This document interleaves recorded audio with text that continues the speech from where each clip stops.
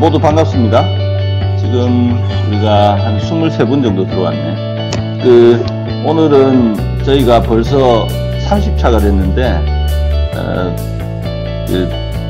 30차이고, 그 다음에 이 온라인으로 하는 것은 두 번째입니다. 그래서, 온라인으로 하면, 편리한 점도 여러 가지 있는 것 같아요. 그래서, 근데 이제, 조만간, 이 정상으로 돌아가서, 다들 얼굴 보고, 환담을 나누는 그런 포럼을 할 수 있기를 기대합니다.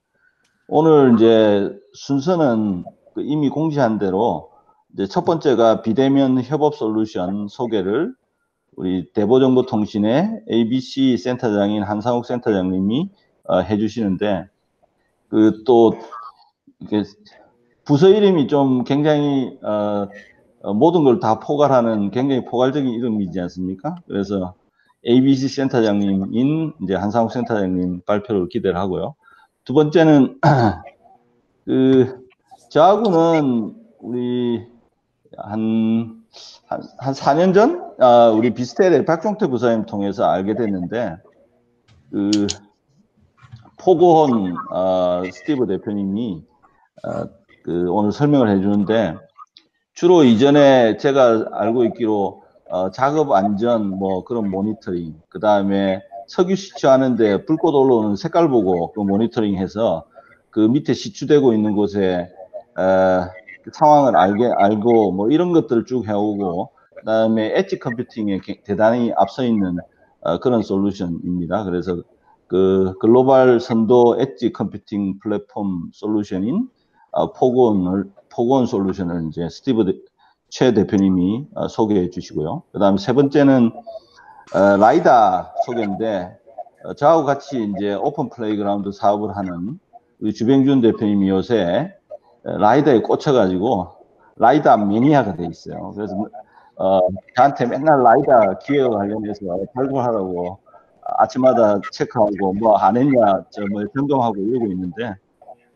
라이다는 저도 이제 이게 정의를 보니까 라이트 디텍션 앤 레인징이라고 해서 레이저 펄스를 이제 발사하고 그 빛이 주위의 대상 물체에 반사되어서 돌아오는 것을 받아서 물체까지의 거리 등을 측정해서 주변의 모습을 정밀하게 그려내는 장치입니다. 그래서 얼마 전에 이제 아이센트에 상당한 투자를 통해서 지금 솔루션이 개발되어 있는데, 문원상 대표님하고 유지성 전무님을 사무실에 가서 만났어요. 그래서 저희들이 아마 알면 자기들이 현재 여기 계신 분들이 하고 있는 솔루션하고 결합되는 그런 부분도 발견될 수 있습니다. 그래서 정상택 상무님이 오늘 수고해 주시고요. 그 다음에 네 번째는 이제 사업을 시작한 지는 몇 달 안 돼요.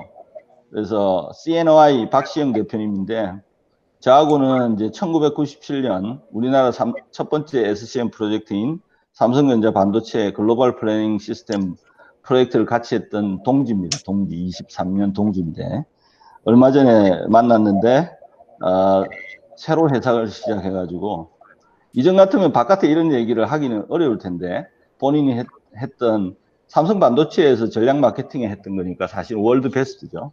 그래서 그걸 본인이 기획해서 실제 실행했던 그런 내용을 오늘 이제 일반화해서 그렇게 설명을 할 거고, 또 솔루션 이름을 코인시턴트리 오픈 인텔리전스라고 이제는 붙이셨더라고. 그래가지고 그것과 최근에 또 그쪽에서 앱으로 개발하고 있는 스마트 뿜뿜이라고 이름도 또 재밌는 것에 대해서 소개를 해주시고, 마지막은 이제 온오프 융합 지식 플랫폼을 여는 DMK 박세정 대표님인데, 박세정 대표님은 제가 한 5, 6년 전에 포럼을 하시는데, 지금 현재 현대상선에 계시는 배재훈 사장님이 저한테 연락을 주셔서 같이 이제 한 2년 정도 초창기 같이 했는데, 쭉 못 보다가 얼마 전에 봤는데, 세계 포럼으로 1년에 한 30억을 하시는 대단히 훌륭한,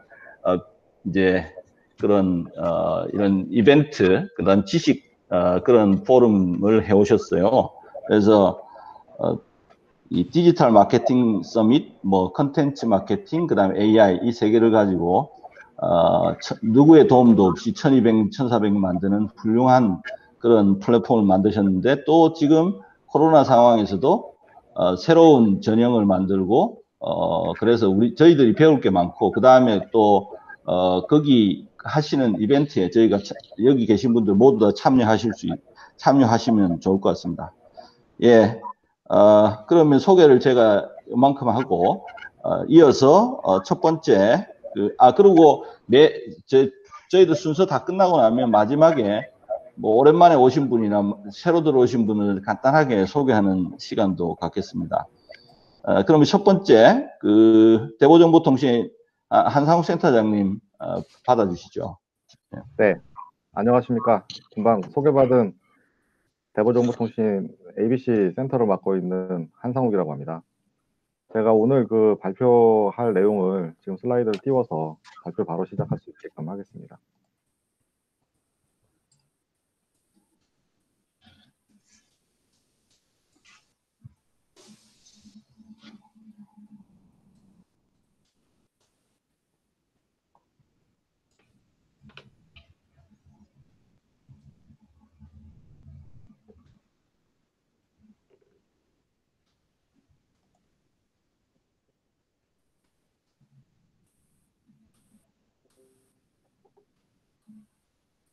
저희가 중간에 조금 시간이 뜨거나 이러면 나중에 에디팅을 하거든요. 그래서 그런 거는 걱정 안 하셔도 됩니다. 예.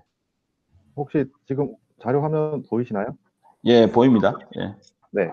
뭐 거창하게 비대면 협업 솔루션이라고 뭐 이름을 붙이긴 했는데 요즘 뭐 코로나 이슈도 그렇고 여러 가지 이제 그 비대면을 통해서 협업을 해야 될 필요성들이 점점 늘어나고 있죠. 저희가 지금 대보정보통신이 올해 2월 달부터 뭐 야심차게 준비했던 구글 파트너십을 맺기 위해서 여러 가지 이제 노력들을 하고 있던 차에 구글이 그 여러 가지 이제 협업 솔루션을 하나의 스윗으로 묶어서 그 발표한 G수잇 비즈니스를 지금 현재 하고 있습니다.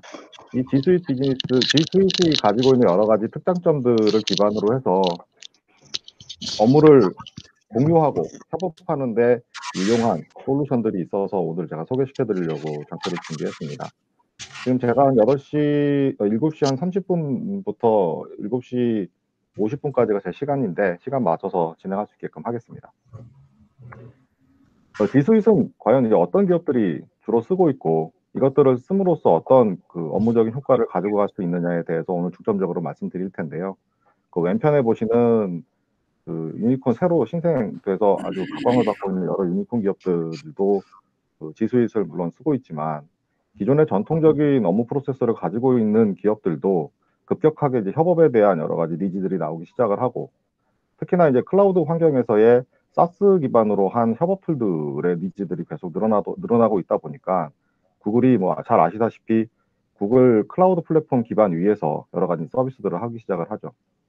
그런 여러 가지 이제 업무 툴들의 효용성을 가져가기 위해서 G수잇을 사용을 하게끔 유도도 하고 홍보도 하고 그것들을 이용해서 여러 가지 업무 효과를 가지고 오는 현재 상황이라고 이해하시면 될 것 같습니다.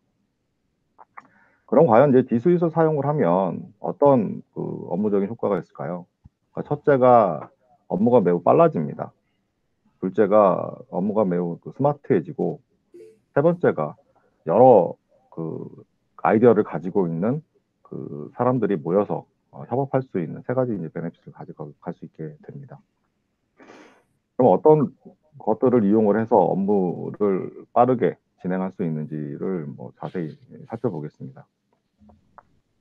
옆에서 보시는 것처럼 그 워드 프로세서를 복수의 사람이 동시대에 문서를 작성을 하면 그것들이 바로바로 그 문서에 적용이 됩니다. 이 보시는 게 지금 G수잇이 가지고 있는 여러 가지 툴 중에서 그 문서, 그러니까 워드 프로세서라는 그 어플리케이션을 실행시켜서 작업하고 있는 환경을 오른쪽 그 동영상으로 보고 계시는데요.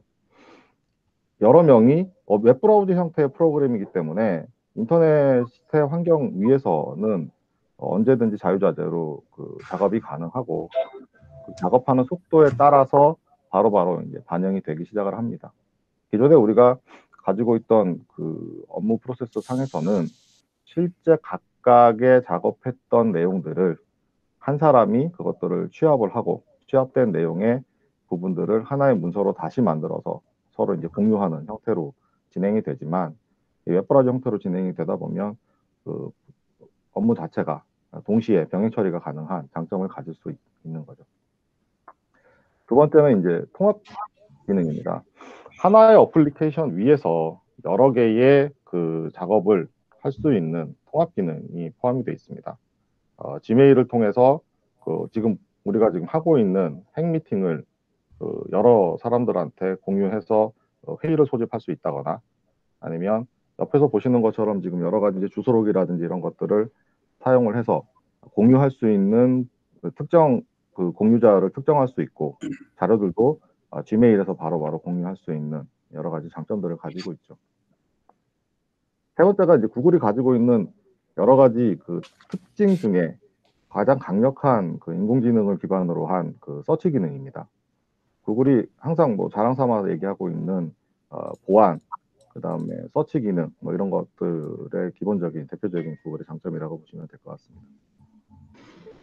그래서 이런 그 업무를 사용을 함으로써 이 간트라는 회사에서는 굉장히 많은, 굉장히 빠른 결과에 도달할 수 있었다라는 그 레퍼런스의 의견을 주고 있죠. 그다음에 또 어떤 툴들을 이용을 하면 업무가 스마트해질까라는 부분들을 들여다보겠습니다. 지금 보고 계시는 건 그 구글이 제공하는 스프레드시트입니다. 스프레드시트 상에서 아까 말씀드렸던 그 구글의 강력한 인공지능을 통한 여러 가지 그 정보를 정확하게 취합할 수 있고 그 취합된 정보들을 바로바로 문서에 담아낼 수 있는 거죠.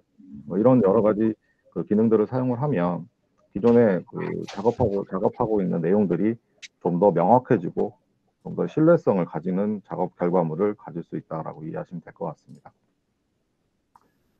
또 다른 기능은 뭐 아까도 말씀드렸지만 클라우드상에서 원하는 것을 정확하게 찾을 수 있는 서치 기능입니다. 이 서치 기능을 이용을 하면 뭐 보다 정확한 결과물들을 낼 수 있다라고 이해하시면 될 것 같고요. 구글이 자랑하는 아까도 말씀드렸지만 몇 가지 기능 중에 하나가 이제 보안 기능입니다. 클라우드 센터를 운영을 해야 되고 클라우드 비즈니스를 해야 되는 기본적인 상황 속에서의 보안은 뭐 숙명적으로 가져가야 될 갖춰야 될 요건 중에 하나고요. 그런 여러 가지 보안 기능들을 지수에 대한 들어있는 툴들, 뭐 메일이라든지 작업하는 컨텐츠라든지 이런 부분들에 적용을 함으로써 그런 그 사용자가 보다 신뢰성 있게 자료들을 보관하고 사용할 수 있는 그 환경을 제공한다라고 이해하시면 될 것 같습니다. 이런 그 레퍼런스를 보여주고 있는 회사들도 있습니다. 세 번째가 이제 구글이 자랑하는 몇 가지 얘기 중에 하나가 협업 문화에 가장 최적화되어 있는 솔루션들을 제공을 한다라는 부분입니다. 어떤 솔루션을 사용을 하면 협업이 가능할까를 들여다보실 수 있는데요.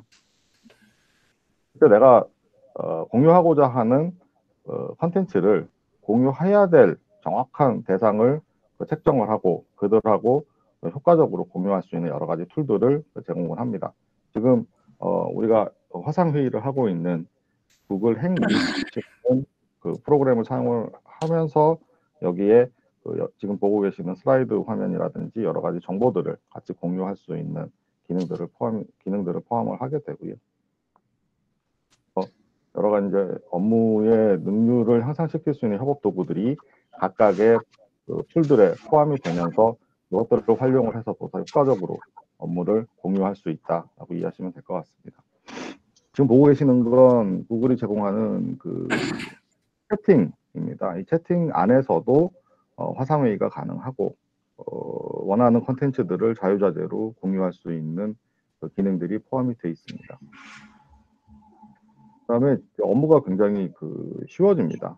정보의 흐름을 정확하게 측정할 수 있고 그 흐름에 대한 매니지먼트를 사용자가 직접 할 수 있는 기능들이 포함이 되면서 불필요한 여러 가지 업무를 하기 위한 과정들을 축소할 수 있다라고 이해하시면 될 것 같습니다. 이것들을 사용하고 있는 세일즈포스에서는 실시간으로 소통을 함으로써 매우 의미 있는 영향력을 가져다 줬다라는 레퍼런스 의견을 제시를 했습니다. 제국에는 이 지수잇을 활용을 하면 어떤 가치를 제공을 받을 것이냐에 대한 내용입니다. 지수잇을 통해서 1.5%의 수익률을 창출할 수 있고요. 그 다음에 작업자 간, 업무를 수행하는 수행자 간의 연간 21일의 업무 일수를 줄여낼 수 있고, 그것들을 이용을 해서 생산성이 향상이 된다라고 이해하시면 될 것 같고요. 모두에 설명드렸던 것처럼 구글이 가지고 있는 강력한 보안 체계 위에서 작업이 되기 때문에 데이터 유출의 위험이 95% 이상 감소된다고 보시면 되고, IT 어드민이 실제로 회사가 가지고 있는 IT 자원을 관리하는 데 있어서의 비효율적인 시간을 20%로 감소합니다. 왜냐하면 이 프로그램 자체가 아까도 설명드렸지만 웹브라우저 형태로 제공이 되고, 별도의 노트북이라든지 PC에 어플리케이션을 깔아서 사용하는 기존의 전통적인 프로그램하고는 차이가 있다 보니까 인터넷이 활용할 수 있는 여러 환경에서는 문제없이 모든 툴들이 사용이 되고 있습니다. 그러다 보니까 IT 어드민이 이것들을 관리하고 에러를 뭔가 이 문제를 해결하기 위한 시간은 줄여낼 수 있다라고 이해하시면 될 것 같고요. ROI가 331% 증가한다라고 이해하시면 될 것 같습니다. 자, 그러면 비수잇이 담고 있는 툴들이 어떤 것들이 있는지 이를 구분을 해서 장표를 만들어 봤습니다. 구글은 첫 번째가 연결에 필요한 여러 가지 툴들, 두 번째가 뭔가 이 컨텐츠를 생산하는 데 필요한 툴들, 그 다음에 그런 지수잇들을 관리하고 뭔가 이 효용성을 가져갈 수 있게끔 하는 툴들, 총 세 가지로 나뉘고 있고요. 많이 사용하시는 지메일이라든지 구글 캘린더 이런 것들은 많이 사용을 하고 계실 거라고 보고 있고, 오늘 저희가 지금 이 회의를 하고 있는 툴이 행아웃 밑입니다. 네 번째는 행아웃 밑이고, 그 다음에 두 번째 큰 섹션에 있는 크리에이트 에브리띵 같은 경우는 독스라든지 쉬트, 슬라이드, 이 독스가 MS의 워드 프로세서라고 보시면 되고요. 쉬트가 엑셀이라고 보시면 됩니다. 이런 툴들을 사용을 해서 원하는 컨텐츠를 이제 생산하게 됩니다. 세 번째 컨트롤 부분인데요. 이 드라이버가 웹하드, 그러니까 공유 폴더라고 보시면 됩니다. 그 다음에 이제 어드민이 새로 생성해야 될 조직의 생성자 아니면 기존에 사용하고 있는 조직의 그룹, 이런 것들에 대한 권한을 설정을 하고 권한을 해제도 하고, 그 다음에 레벨별로 권한을 구분해서 설정하고, 이런 기능들이 이 어드민에 포함이 되어 있습니다. 구글의 또 다른 장점 중에 하나가 핸드폰으로도 모든 업무들이 가능합니다. 지금 보고 계시는 이런 툴들이 PC나 노트북에서도 제공이 되지만 핸드폰에서도 동일한 기능들을 가지고 이제 제공이 되는 게 구글의 또 다른 장점이다라고 이해하시면 될 것 같습니다. 그래서 이런 여러 가지 툴들도 있고, 여러 가지 부분들에 있어서의 장점만 일단은 모아봤습니다. 구글의 지수잇은 구글의 여러 가지 툴들을 비즈니스용으로 묶어놨다라고 이해하시면 될 것 같습니다. 그러니까 구글이 비영리 단체라든지 개인들은 구글의 이런 툴들을 사용하는데 제약 조건이 없습니다. 무료로 사용을 하게끔 다 풀어놨고요. 물론 이제 기능들이나 용량들의 차이는 있을 수 있지만 사용하는데 별 문제는 없게끔 이제 풀어놨는데, 이 기업이라든지 영리 목적으로 사용하는 집단에 한해서는 라이센싱을 하게 되어 있습니다. 그래서 그렇게 라이센싱을 하고 각 버전별로 세 가지를 나눠서 라이센싱을 하게끔 그렇게 이제 유도가 되고 있고요. 자세한 부분들은 이제 뒷장에서 설명을 다시 드리도록 하겠습니다. 그래서 이제 그런 영리 목적의 사용을 하기 위해서의 묶어놓은 이 지수잇의 장점은 첫째 이제 메일의 신뢰성을 향상시킵니다. 무슨 얘기냐면 기존에 각 기업들이 사용하는 메일은 별도의 도메인 네임을 확보를 하고, 도메인 네임이 확보된 상태에서 메일 서버를 호스팅 업체에 이관을 하던 아니면 직접 메일 서버를 운영을 하던 간에 메일 서버를 두고 그것들을 보안 체계를 별도로 구축을 해서 이제 그렇게 사용을 하시거든요. 근데 구글은 어차피 이제 구글 메일 서버를 사용을 하게 되기 때문에 그 구글의 호스팅을 맡기고 도메인을 내가 구글에 전달을 하면 그 회사 이름의 메일 주소를 가지고 구글의 메일 보안 규정 위에서 사용을 하게 됩니다. 뭐 신속한 의사결정, 아까 보여드렸던 뭐 실시간 공동 작업이 가능한 툴들, 그다음에 구글 드라이브를 이용한 파일 저장 및 공유, 그다음에 구글의 보안 체계 위에서 사용될 수 있는 뭐 데이터의 기기 보호 관련한 여러 가지 상황들에 대한 장점을 담보받아서 업무를 진행할 수 있다라고 이해하시면 될 것 같습니다. 말씀드렸던 것처럼 구글이 이런 그 영리 목적에 사용되는 그 G Suite 비즈니스 함에 있어서 세 가지의 단계로 나눠서 라이센싱을 하고 있습니다. 첫 번째가 가장 저렴한 이제 베이직 단계고요. 두 번째가 비즈니스, 세 번째가 이제 엔터프라이즈입니다. 베이직은 뭐 기본적으로 그 이메일 계정하고 그 구글 드라이버를 사용할 수 있는 스토리지 용량을 30기가를 각 한 명당 제공을 하게 되고요. 팀 미팅에 최대 100명이 그 들어올 수 있게끔 기능을 가지고 있습니다. 뭐 아까 보여드렸던 문서라든지 엑셀이라든지 이런 부분들에 대한 오피스 도구도 가능하고요. 현재 그 구글이 프로모션 중에 있습니다. 그래서 20명 한정에 연간 6,000원의 비용으로 라이센싱을 할 수 있게끔 프로모션 하고 있고, 지금 그 다음 단계가 이제 비즈니스입니다. 이 비즈니스하고 베이직하고의 차이점은 그 스토리지 용량이 그 비즈니스는 무제한입니다. 베이직은 30기가 정도밖에 안 되지만 비즈니스는 무제한이고 5명 미만일 때는 1TB로 이제 기능을 한정하는데 5명 이상일 때는 이제 무제한으로 사용할 수 있게끔 풀어놨고, 그다음에 뭐 팀 미팅이 150명이 사용할 수 있게끔, 엔터프라이즈는 뭐 굉장히 고 강도의 보안 규정을 가지고 있고 팀 미팅도 한 250명 정도 사용할 수 있게끔 해서 전체적으로 연간 라이센싱을 하게 되고, 대보정보통신이 구글 파트너가 되면서 그 지수이세 그 리셀러로서의 그 역할을 지금 현재 하고 있다라고 이해하시면 될 것 같고, 지금 2월 달부터 현재까지 한 40개 정도의 회사가 이 지수잇을 저희랑 계약을 통해서 사용을 하고 있습니다. 계속 그 기존의 이슈들을 가지고 있기 때문에 이 그 라이센싱의 추세는 계속 증가할 것으로 예상이 되고 있습니다. 구글이 지수잇에서 전체의 업무 프로세서를 다 제공을 하고 있지는 않습니다. 특히 그 유저들이 주로 사용하고 있는 그 업무 프로세스에 필요한 그 툴 중에서 구글이 대표적으로 이제 지원이 좀 약한 부분들이 이런 그 전자결제라든지, 그 다음에 이제 뭐 그 그룹 메신저라든지 이런 부분들은 그 구글이 공식적으로 지원을 하고 있지는 않지만, 국내 이런 프로그램들을 개발하는 서드파티 프로그램 회사들하고의 협업을 통해서 그런 단점들은 이제 보완해 나가고 있고, 계속적으로 이런 부분들이 발전해 나가고 있다라고 이해하시면 될 것 같고요. 기존에 구글 지수잇을 하시려고 하시는 그 분들이 기존에 사용하고 있는 업무 프로세서를 구글로 대체를 하는 거라고 이해하시기 이전에 기존에 내가 사용하고 있는 업무 툴들의 여러 가지 기능적인 보완을 구글 지수잇을 통해서 한다라고 이해하시면 훨씬 더 이 구글 지수잇을 이해하시는데 도움이 되지 않을까 봅니다. 요즘 그 화상 회의를 하기 위한 여러 가지 툴들이 있죠. 지금 보고 계시는 구글 지수잇도 있지만 MS의 팀즈, 줌 이런 것들이 있고요. 거기에 따라서 이제 특장점들이 쭉 그 구분이 됩니다.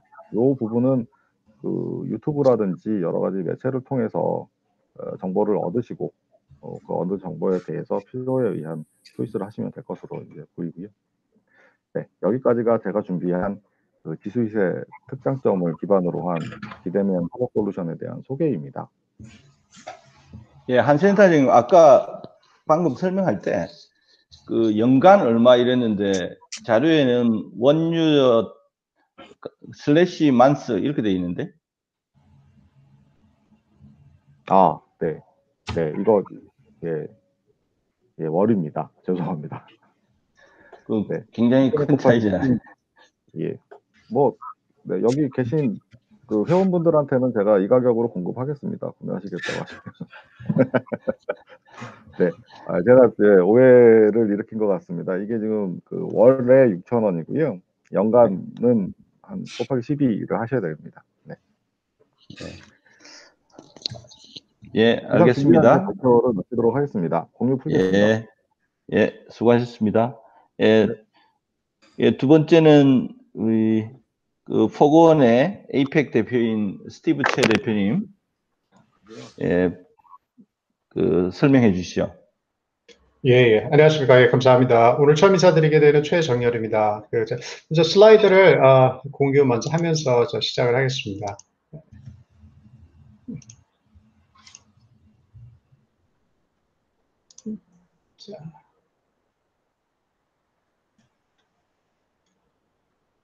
슬라이드가 보이시나요?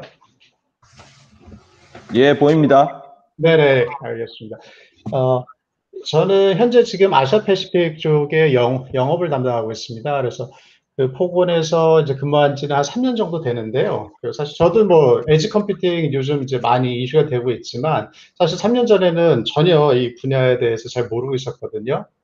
그래서 어쩌다 보니까 이제 포곤에 입사를 해서 이제 에지 컴퓨팅에 대해서 이제 좀 이렇게 지난 3년 동안 여러 프로젝트를 경험하면서 많은 것을 좀 배우고 있습니다. 그래서 사실 뭐 저도 엑스퍼트는 아니지만 그동안에 프로젝트를 여러 개 진행했으면서 국내외 하면서 이제 여러 가지 이제 그 정보가 있으니까요. 혹시라도 뭐 추가적으로 이렇게 이 다음에 필요하신 정보가 있으시다면은 연락 주시면 감사하겠습니다. 간단하게나마 포그원에 대해서 설명을 드리면 저 미국에 본사를 두고 있는 벤처사입니다. 좀 정확하게는 회사 연력은 한 5년 정도밖에 안 됐습니다. 근데 이제 처음부터 태생이 이제 그 엣지 컴퓨팅을 위한 그 플랫폼을 만드는 이제 회사로 이제 시작을 했습니다. 그래서 이제 아무래도 이제 지금 보시다시피 이제 백그라운드에 보시면 저 제너럴 일렉트릭, GE라든가 인텔이라든가 뭐 델이라든가 보시, 하니웰, 사우디 아람코 등 여러 굉장히 그 큰 외국 업체들이 이제 저희 회사와 이제 파트너십 플러스 이제 저희 이제 투자자로 이제 참여를 하고 계시고요.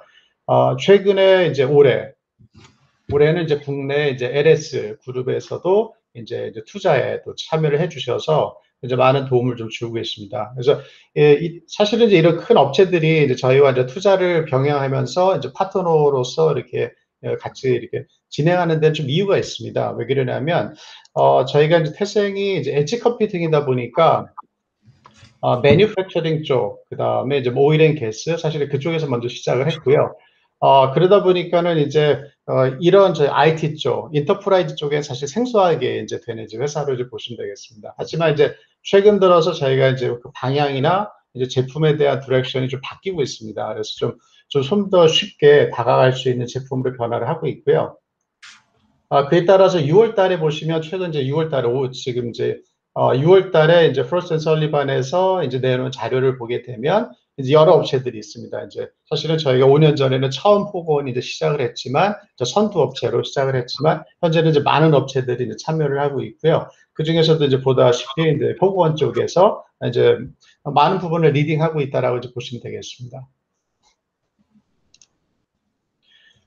그러면은 이제 엣지 컴퓨팅 이제 들어가기 전에 이제 간단하게나마 이게 어떤 사연으로 이런 제품이 이제 시작이 됐을까라는 거를 한번 좀 말씀을 좀 드리고 싶은데요. 한 5년 전으로 들어가 보시면 사실 이런 엣지 컴퓨팅이 사실 있었습니다. 어디든지 있었고 대신에 이제 그 아키텍처는 좀 틀렸겠죠. 지금보다는. 그리고 주요 요소는 뭐였냐면은 기존에 이제 모아두고 있는 데이터를 이제 서버 팜으로 쪽으로 이제 옮겨야 되는데 실제로 데이터가 너무 많이 쌓이다 보니까 어떤 이제 그 트랜스퍼하는 코스트가 너무 비싼 겁니다, 사실은.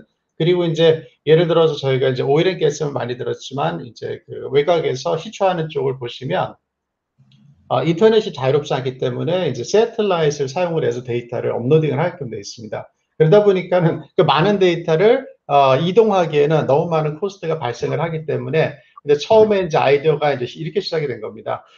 이런 데이터를 원시 데이터를 보내기 전에 뭔가 좀 이제 그 전처리를 해서 데이터를 이제 다운사이징을 하고 그 다음에 그 데이터를 보내자라는 이제 시점에서 이제 시작이 되었습니다. 그러다가 이제 발전이 되면서 그러면 이제 그 전처리 과정에서 좀 더 진화를 하게 되면 그다음에 이제 오른쪽에 보시다시피 이제 레이텐시 리얼타임 디시전 메이킹이 있는데요.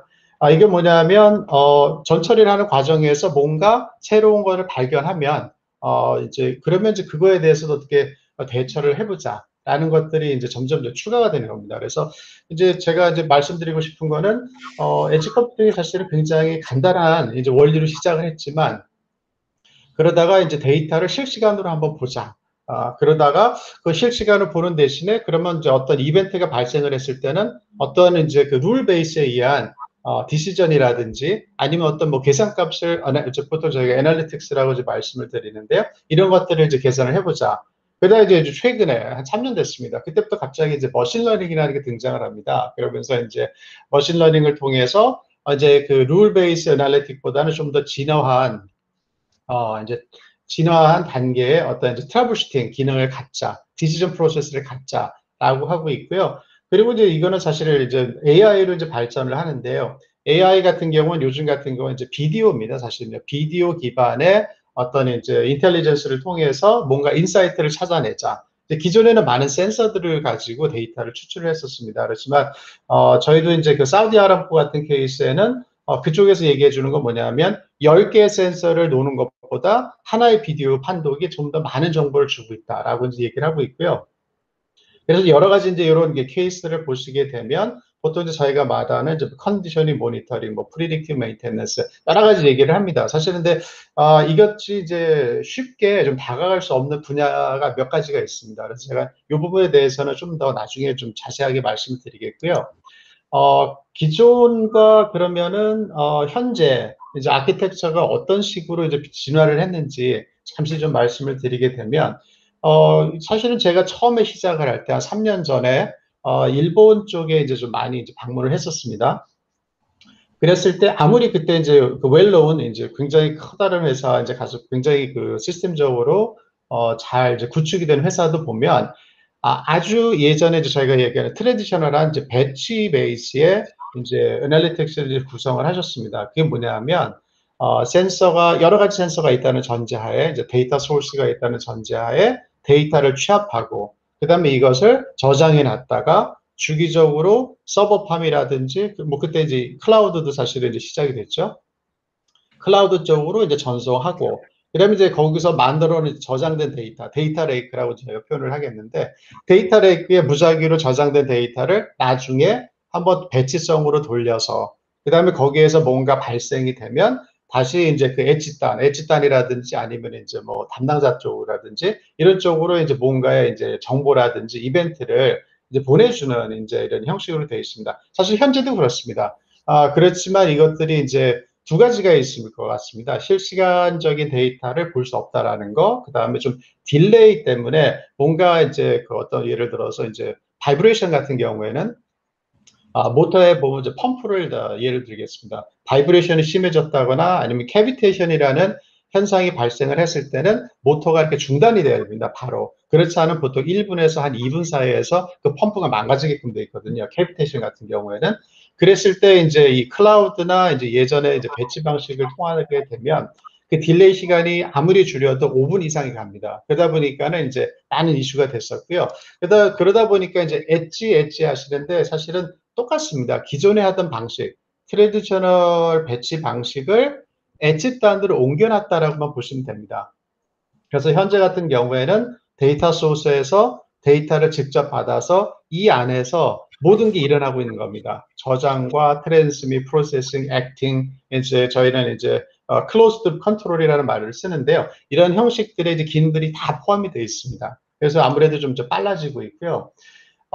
이런 것들을 이제 구현하기 위해서는 이제 잘 아시다시피 이제 하드웨어가 필요합니다. 뭐냐면 예를 들어서 이제 저희는 이제 펌프라고 이제 기존에 말씀을 드렸지만 기존의 학교 같은 경우 이제 카메라도 있을 겁니다. 열화상 카메라도 있고 뭐 여러 가지가 있을 텐데 그럼 이제 이런 것들 데이터 소스라고 하겠습니다. 그러면 데이터 소스에서 뭔가 데이터를 취합해서 뭔가 이제 프로세싱을 하는 이제 기기적인 하드웨어가 필요할 텐데요. 이런 것들이 저희가 이제 엣지 하드웨어라고 이제 표현을 하겠습니다. 그래서 요즘 보면 이제 라즈베리 파이, 뭐 이제 사실은 이제 굉장히 그 기본적인 부분인데요. 라즈베리 파이에서 일단 구현을 해보고 이게 이제 잘 되면 이제 이런 이제 플랫폼으로 좀 더 비싼 플랫폼으로 이제 넘어가는데요. 사실은 저희가 이제 프로젝트를 하다 보니까 이제 코스트적인 이슈가 있습니다. 왜 그러냐면 엣지 같은 경우에는 한 대, 두 대가 아니라 보통 뭐 100대, 1000대, 10,000대, 저희 같은 경우에는 10만 대, 20만 대 디플로이먼트가 있습니다. 그러다 보니까 엣지 컴퓨팅 쪽에 필요한 이제 하드웨어적인 요소가 좀 필요한데요. 코스트겠죠? 그런데 사실은 이제 코스트보다 좀 더 중요한 게 실제는 안정성입니다. 그래서 저희가 이제 고객사들을 보면 처음에는 이제 코스트 때문에 좀 저렴한 플랫폼을 쓰시다가 안정성에서 이게 통과가 안 되니까 이제 이런 이제 웰론 브랜드 쪽으로 넘어가시는데요. 상당히 이제 고가긴 하지만 사실 장단점이 있습니다. 안정성 면에서는 굉장히 이제 좋은 이야기를 듣고 있고요. 이제 그렇다면 이제 사실은 이제 저 포공 같은 경우에는 소프트웨어적인 플랫폼이기 때문에 하드웨어를 타지 않습니다. 그래서 어떤 하드웨어를 쓰시든 상관은 없지만 이제 저희가 기본적으로 이제 하드웨어가 이제 준비가 됐다라는 이제 가정하에 그러면 이제 저희가 이제 어떤 엣지를 이제 예를 들어서 이제 구현 한번 해보겠습니다. 그래서 아무래도 이게 제 프레젠테이션 중에 가장 중요한 그 슬라이드가 될 것 같고요. 그래서 이거를 잠시 좀 설명을 드리겠습니다. 그렇다면 여기에 뭐가 필요할까? 그런 하드웨어적인 요소 외에 일단은 이제 센서 쪽이 되겠는데요. 이 센서는 이제 아시다시피 저희가 뭐 여러 센서가 될 겁니다. 바이브레이션 쪽이 될 수도 있고, 템퍼레처, 뭐 온도, 뭐 프레셔라든지, 아니면 오디오라든지, 여러 가지 열화상 카메라든지 여러 가지가 될 거고요. 이런 데이터들을 이제 다 취합을 할 수 있어야 됩니다. 이제 기존의 솔루션들은 뭐냐면 솔루션이라고 이제 칭하겠습니다. 솔루션들은 아주 데디케이트한 데이터만 처리할 수 있습니다. 예를 들어 카메라는 카메라, 아니면 이제 얼굴 인식, 그리고 카메라 플러스 어떤 이제 솔루션화된 이제 모듈이 이제 페이스 레코니션을 계속 할 텐데요. 이 엣지 컴퓨팅 같은 경우에는 여러 가지의 그 소스, 데이터 소스를 한 번에 취합을 할 수 있는 장점이 있습니다. 그래서 이제 이 부분이 뭐냐면 데이터 인제스션이라는 이제 부분이 있는데 이게 이제 가장 이제 기존에 현재까지도 이제 고객들이 가장 어려워하시는 부분입니다. 엣지를 구현을 해야 되는데 어떤 때는 이제 온도만 하는데 갑자기 여기서 오디오를 추가해달라 아니면 바이브레이션을 추가해달라라고 하시면 거기에 걸맞는 데이터를 취합할 수 있는 이제 에이전트들이 있어야 되는데 이런 이제 에이전트들을 이제 따로따로 구비를 하다 보니까 코스트라든지 아니면 이제 인테그레이션 하실 때 굉장히 이제 어려움이 따르고요. 그런 다음에 이제 이런 데이터를 한 번에 어떤 이제 싱글 엔진이라고 표현을 하겠는데 어떤 그 엔진이 한 번에 모든 데이터를 처리해 주기를 원하고 있습니다. 왜 그러냐면 오디오는 오디오대로 아니면 예를 들어서 이제 카메라는 카메라대로 이제 다른 데이터는 더 개별적으로 처리하는 모듈이 있다라면 서로 간에 이제 타임 싱크라든지 사실 굉장히 이제 많은 말씀을 하시는데 타임 싱크가 가장 이제 중요한 요소가 될 거고요. 하지만 이제 한 엔진에서 모든 데이터를 병렬로 처리를 하게 되면 이런 타임 싱크로나이제이션 같은 이슈가 사실 없어집니다. 그리고 이제 데이터를 이런 이제 그 엔진을 이제 구동할 수 있는 데이터를 병렬로 처리할 수 있는 이제 어떤 스크립팅이라든지 어떤 룰 베이스의 이제 엔진이 필요한데요. 이런 것들을 이제 처리할 수 있는 이제 기능이 이제 추가해야 돼야 되고요. 그리고 이제 어떤 이제 데이터를 처리 후에는 이제 어딘가로 데이터를 저장을 해야겠죠. 이벤트라든가 아니면 이제 컨트롤이라든가 피드백이라든가 이런 데이터를 어디로 이제 퍼블싱을 해야 되는데 이런 기능들이 이제 굉장히 필요합니다. 이제 사실은 이제 이게 이제 로컬로 저장이 될 수도 있고요, 임시적으로. 근데 요즘 같은 경우는 이제 로컬이다 보기엔 이제 클라우드 쪽과 연동을 하고 있습니다. 그래서 이제 많은 이제 그 3사 저희가 알고 있는 이제 클라우드 쪽에 굉장히 이제 저력이 있으신 이제 마이크로소프트라든가 아마존이라든가 구글이라든가 이런 쪽과 이제 저희도 협업을 하고 있고요. 그 다음에 이제 저희가 보시면 많은 프로젝트를 진행을 하면서 이제 항상 이제 저희가 이제 좀 아쉽게 생각하는 건 뭐냐면 저희가 이미도 많은 데이터 소스를 갖고 있고 많은 처리를 할 수 있는 라이브러리가 있음에도 불구하고 항상 고객사에 가보면 커스터마이제이션이 항상 필요합니다. 이거는 거의 뭐 99%인데요.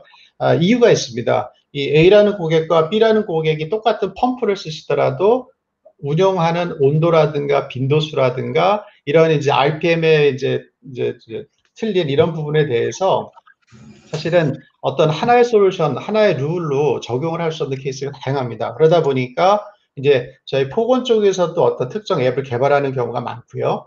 그리고 이제 고객사 아니면 이제 SI, 저희가 이제 보통 이제 그 파트너사를 통한 이제 앱을 개발하는 경우도 있고, 아니면 이제 고객사가 직접 애플리케이션을 개발하는 경우가 있습니다. 근데 제가 이제 여기서 말씀드리는 앱은 이제 이런 전체 플랫폼이 아닌 실제로 로직만, 이제 도메인 놀러지가 들어가 있는 로직만 이제 구현한다고 보시면 되겠습니다.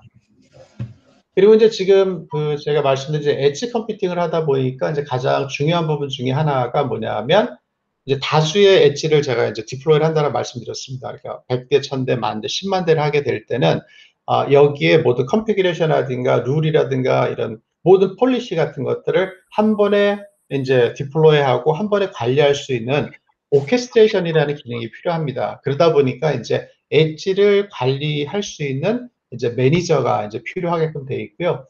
그리고 이제 마지막으로 이제 저희가 이제 그 클라우드 쪽과 연동할 수 있는 이제 어댑터들이 많이 필요하게끔 되어 있습니다. 그래서 사실은 제가 이제 폭언이라고 칭하지는 않겠지만 어떤 회사든 어떤 벤더든 이런 엣지 컴퓨팅에 관련된 소프트웨어 플랫폼을 제공을 한다라면 이제 제가 지금 말씀드린 이런 구성 요소들이 이제 반드시 좀 있어야 될 것 같습니다. 이런 것들이 없다라면 실제로 이제 요즘 이제 현재적으로 이제 진행되고 있는 모든 이제 엣지 컴퓨팅 쪽 관련된 프로젝트에서 수용할 수 있는 범위가 굉장히 제한적이게 되어 있습니다. 그래서 지금 이제 말씀드린 부분들은 이제 이런 부분들을 통해서 이제 엣지 컴퓨팅을 좀 손쉽게 구현할 수 있다라는 이제 부분들을 이제 표현하고 싶고요. 제가 이제 지금 이제 유스 케이스를 좀 몇 가지 소개를 드리고 싶은데요. 이제 아까 앞서 말씀드렸듯이 이제 포건 같은 경우에는 기존에 이제 매뉴팩처링이라든가 아니 오일 앤 가스 쪽에 사실은 많은 투자를 했었습니다. 그러다 보니까 이제 그쪽에 유스 케이스가 굉장히 많습니다. 이제 간단하게 말씀드리면 이제 근접한 일본 케이스 같은 경우에도 이제 예를 들어서 이제 스틸 쪽이라든가 아니면은 이제 그 JR이라든가 이제 이런 쪽에 이제 저희가 일을 많이 하고 있는데요.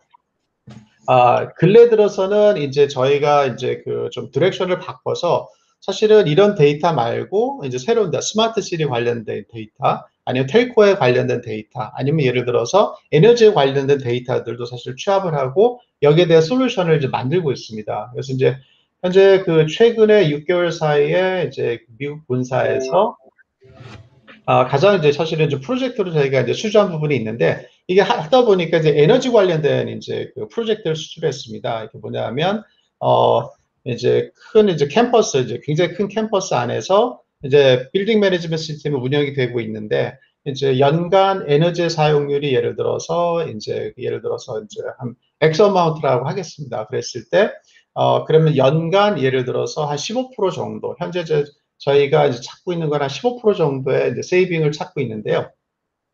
15% 정도의 이제 세이브를 할 수 있다라면, 이제 이런 데이터들을 이제 취합을 할 수 있습니다. 아래 보시듯이 이제 빌딩에서 여러 가지 데이터를 이제 취합을 할 수 있는데, 아니면 필요한, 센서들도 추가를 할 수 있고요. 그래서 그리고 이제 이런 취합된 데이터를 통해서, 저희가 뭔가 이제 사실은 로직이 나오게끔 되어 있습니다. 그러면서 이 BMS 쪽에 이제 저희가 커맨드를 주고 온도를 높여라 낮춰라 하면서 자동으로 좀 스마트하게 이제 관리할 수 있는 솔루션을 이제 개발을 하고 있습니다. 그래서 이런 개발 프로젝트들이 상당히 이제 굉장히 큰 규모로 좀 진행이 되고 있고요. 사실은 이건 포건 쪽에서 드라이브 하는 건 아니고 이런 프로젝트 같은 경우에는 3개사가 참여를 하고 있습니다. 이제 처음에는 이제 그 오디팅을 통해서 에너지를 이제 세이브할 수 있는 이제 그런 기술이나 아니면 가이드라인을 줄 수 있는 이런 이제 그 회사가 참여를 하고 있고요. 두 번째는 이제 테크놀로지 전체 임플리멘트 할 수 있는 저희는 사실 솔루션 개발이지만 전체적인 프로젝트 관리나 이제 개발이나 하드웨어 딜리버리라든지 이거를 이제 딜리버리 할 수 있는 이제 SI라든지 바가 참여를 하고 있고요.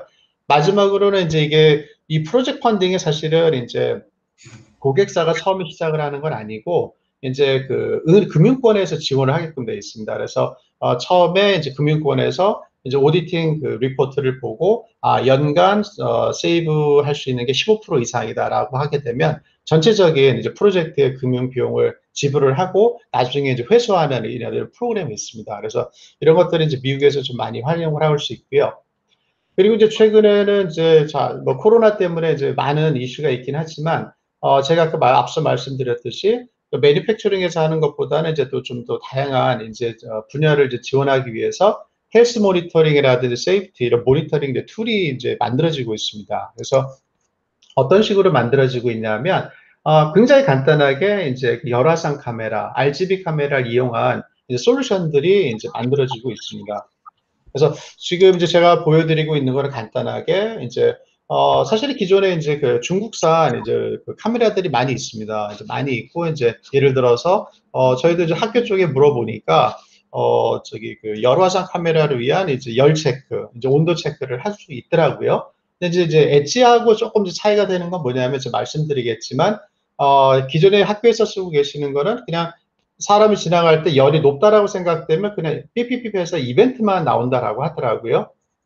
근데 이제 저희 같은 경우에는 어떤 식으로 돼 있냐면, 기존에 갖고 있는 데이터를 저희 쪽, 이제 엣지 쪽으로, 이제 저희 플랫폼 쪽으로 이제 피딩을 해주시게 되면 똑같습니다. 왜 그러면 저희가 열 그 데이터도 받고, 그 다음에 이제 예를 들어서 마스크를 이제 착용을 했는지 안 했는지, 그 다음에 이제 오른쪽에 보시면 사람들의 이제 디스턴스, 소셜 디스턴스라고 하겠죠? 이런 것들이 이제 하고 있는지, 아니면 이제 특정하게 이제 오디오, 요즘은 이제 마이크 쪽에 이제 오디오도 많이 있을 텐데요. 이제 오디오 쪽에 관련된 이제 기침을 보고, 이게 좀 심하다, 안 심하다, 이런 것들을 이제 확인할 수 있는데요.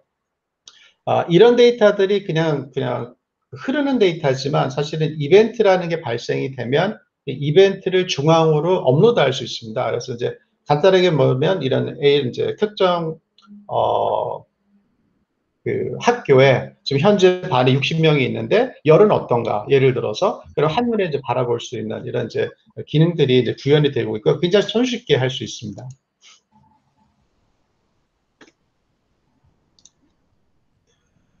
그리고 이제 특정 보면은 저희가 이제 그 오일 쪽을 하다 보니까 오일 관련된 분야에서는 좀 이런 그 워커 세이프티라는 이제 부분이 좀 많이 필요한데요.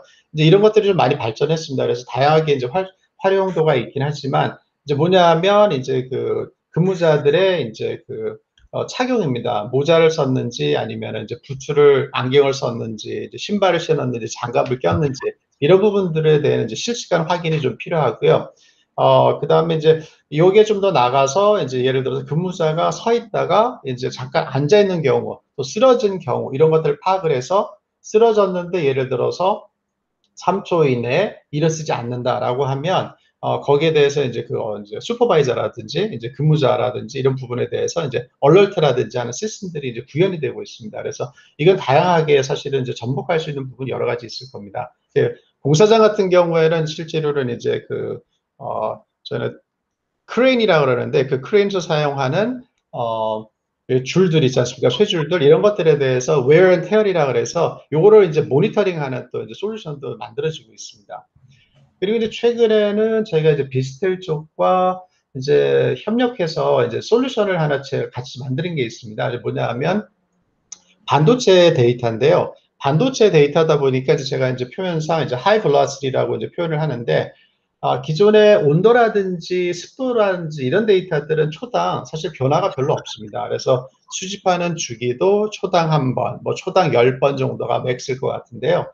저희가 이제 반도체를 하다 보니까 이제 초당 이 케이스 같은 경우는 2만 번입니다. 이제 초당 2만 건의 데이터가 병렬로 여러 개의 스트림의 데이터가 이제 들어오는데 이런 것들을 이제 예를 들어 저희 같은 경우 이제 병렬 처리라든지 이런 것들을 잘 구현이 이제 굉장히 쉽게 되어 있습니다. 그래서 말씀드린 대로 이런 데이터들이 초당 2만 개씩 여러 가지가 들어오더라도 이제 그 데이터를 병렬로 이제 예를 들어 저희가 이제 세그멘테이션이라고 이제 저희가 말을 했는데요. 그 데이터를 좀 더 자세하게 이제 구간별로 이렇게 자를 수 있는 이제 기능을 이제 구현을 해서 비스텔에게 이제 제공을 하고 있습니다.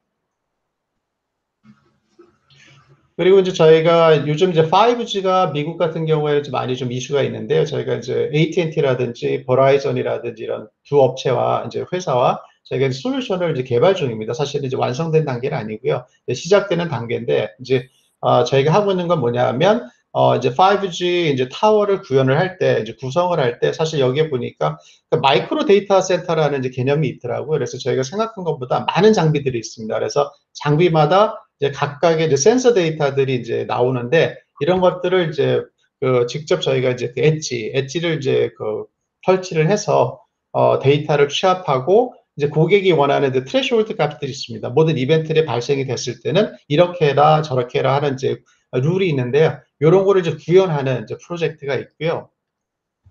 그리고 이제 그 5G를 좀 이용한 이제 그 커뮤니케이션이긴 합니다. 왜냐하면 이제 기존에는 매니팩처링이라든지 어떤 이제 가게 되면 데이터를 취합을 하고 데이터를 전송을 할 때 유선이라든지 아니면 저희가 뭐 블루투스라든지 기존의 와이파이를 이제 사용을 하고 계시는데 사실은 이제 이것들이 이제 그 좀 여러 가지 장단점은 있습니다. 싸게 이제 로우 코스트로 이제 구현하실 수 있는 부분이 없잖아 있지만 이런 이제 그 환경적인 요소를 많이 타고 있습니다. 와이파이 같은 경우에는 이제 이렇게 그 철이 들어가 있는 환경에서는 잘 구현이 안 되거든요. 그리고 이제 그런 디스턴스 같은 경우 커버리지도 매우 약하고요. 그러다 보니까 이제 5G로 이제 데이터를 이제 전송할 수 있는 이런 부분들을 같이 접목을 해서요. 예를 들어서 이제 공장이라든가 이럴 때는 이제 5G 타워를 데디케이트한 5G 타워를 이제 만들어서 모든 데이터를 이제 5G 타워 한 군데로 취합을 하는 겁니다. 그래서 이 데이터 센터, 그 마이크로 데이터 센터 안에 인텔과 저희가 합작을 해서 인텔의 어떤 이제 예를 들어서 이제 서버렉을 활용을 해서 굉장히 파워풀한 이제 게이트웨이가 되는 겁니다. 엣지 컴퓨팅에. 그래서 하나의 장비로서 모든 이제 고객사, 한 고객사의 모든 데이터를 취합을 해서 한 번에 병렬처리를 하겠다라는 이제 제품을 지금 구현을 지금 하고 있는 중입니다. 그래서 이런 것들이 이제 엣지 컴퓨팅에 이제 최근 이제 시작되는 부분들이고요.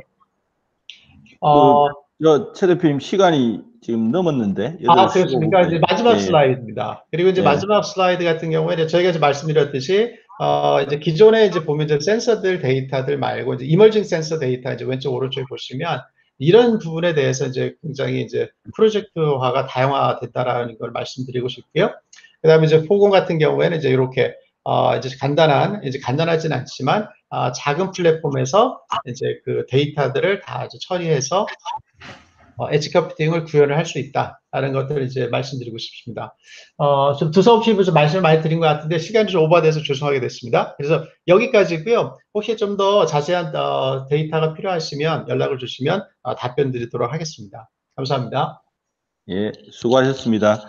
네네. 저희가 원래는 한 25분이면 15분 설명하고 네. 10분은 자기 장사해야 되거든요. 자기 사업에 직접적으로 도움되는 장사를 하는 게 우리 여기 목적인데 네. 너무 교육에 공부에 집중한 것 같습니다. 그래서 카톡으로 네. 뭐 필요한 부분이나 이런 것들에 대해서는 알려주시기 바랍니다. 예, 바로 이어서 감사합니다. 네네. 예, 아이센트 정상택 상무님 예. 발표해 주시죠. 예, 잠시만요.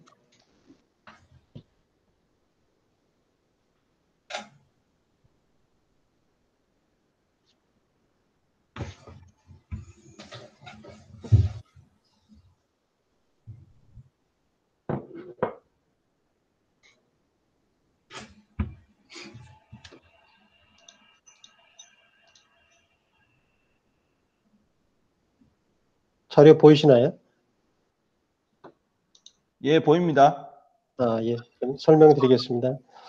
안녕하십니까. 저는 아이센트의 정상택이고요. 오늘 귀중한 시간 내주셔서 너무 감사합니다. 제가 오늘 소개해드릴 내용은요. 요즘 자율주행차에 많이 쓰이는 그 라이다를 기술을 활용한 그 서비스 플랫폼인 아이세이버에 대해서 좀 설명을 드리겠습니다.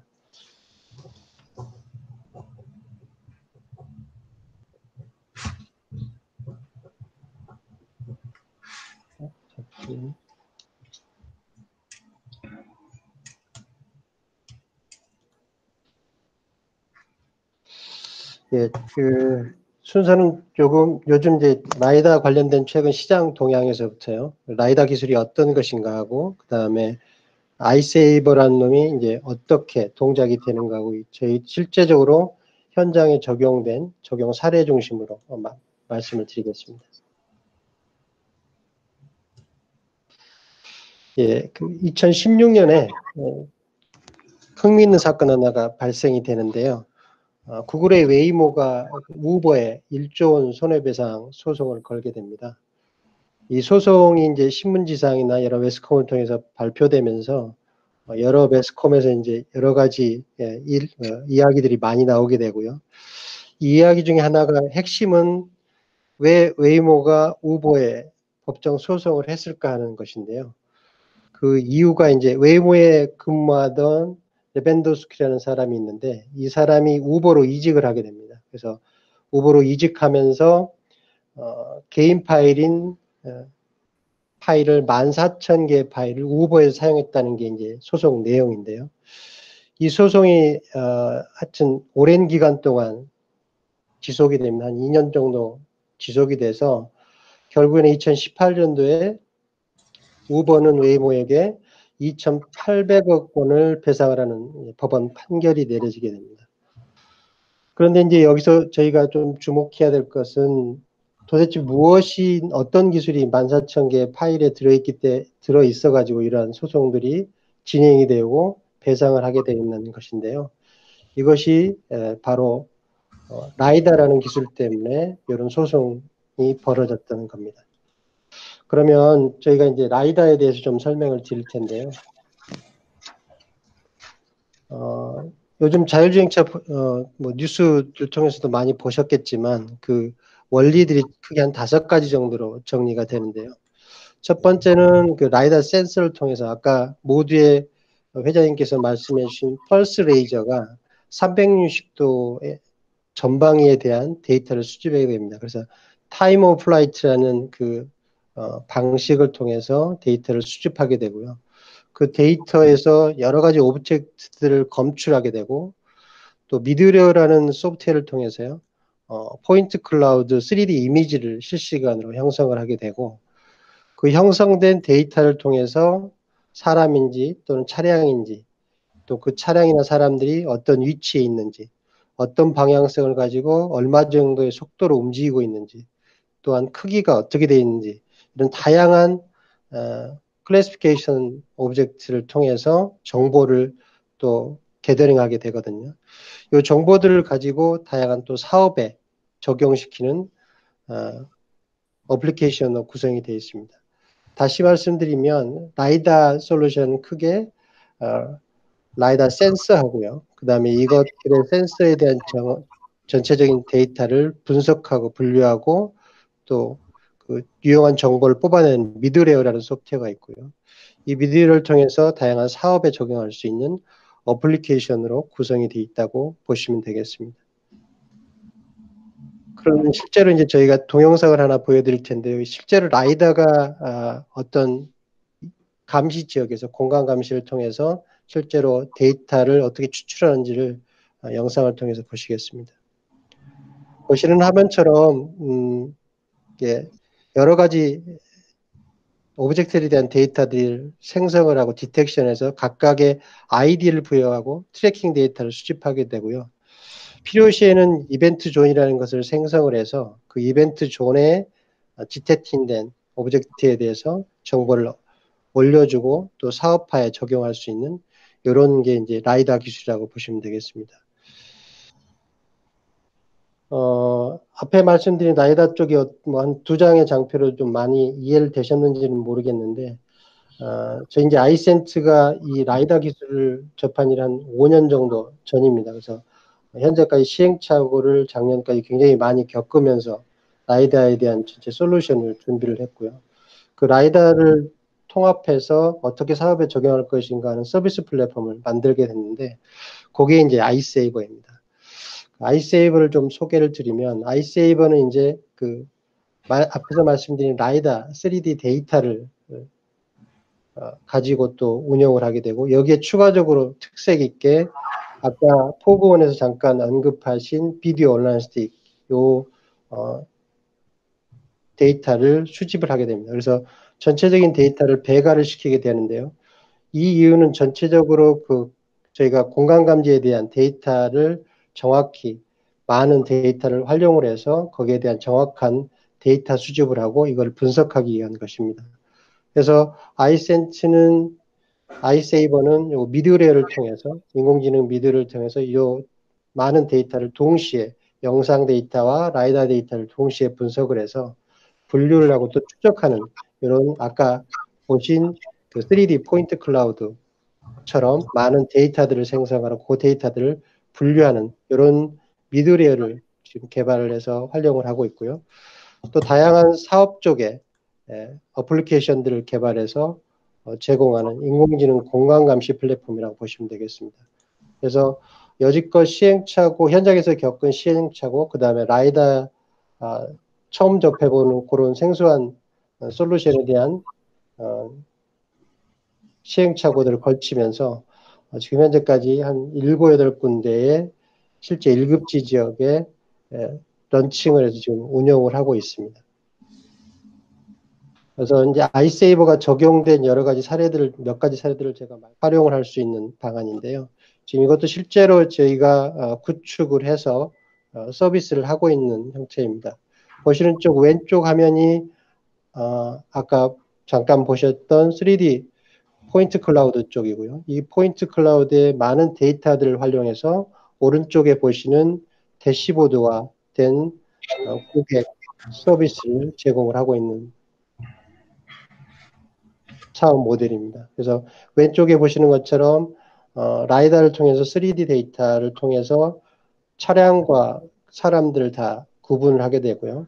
차량의 속도라든가 교통량 또는 보행자 안전 탐지, 그 다음에 이러한 것들을 분석하고 분류를 해서 추적을 하게 되고요. 이러한 모든 데이터들이 그 지자체나 다른 고객 쪽에 빅데이터화 시켜서 실시간으로 이런 데이터를 또 정책이나 교통 정책이나 다른 사업 모델 쪽에 적용을 할 수 있습니다. 그래서 지금 현재 제가 알기로는 전국에 한 245개 지자체가 있는데요. 그쪽에는 이미 통합관제가 구축이 돼 있다라고 알고 있습니다. 그래서 그쪽에 지금 한참 스마트시티 사업 쪽이 각 지자체별로 진행이 되고 있는데 이런 쪽에 저희 라이다 솔루션을 활용한 아이세이버가 들어가면 기존의 통합관제와 연동을 시켜서 보다 효과적인 정책이나 아니면 서비스를 지자체에서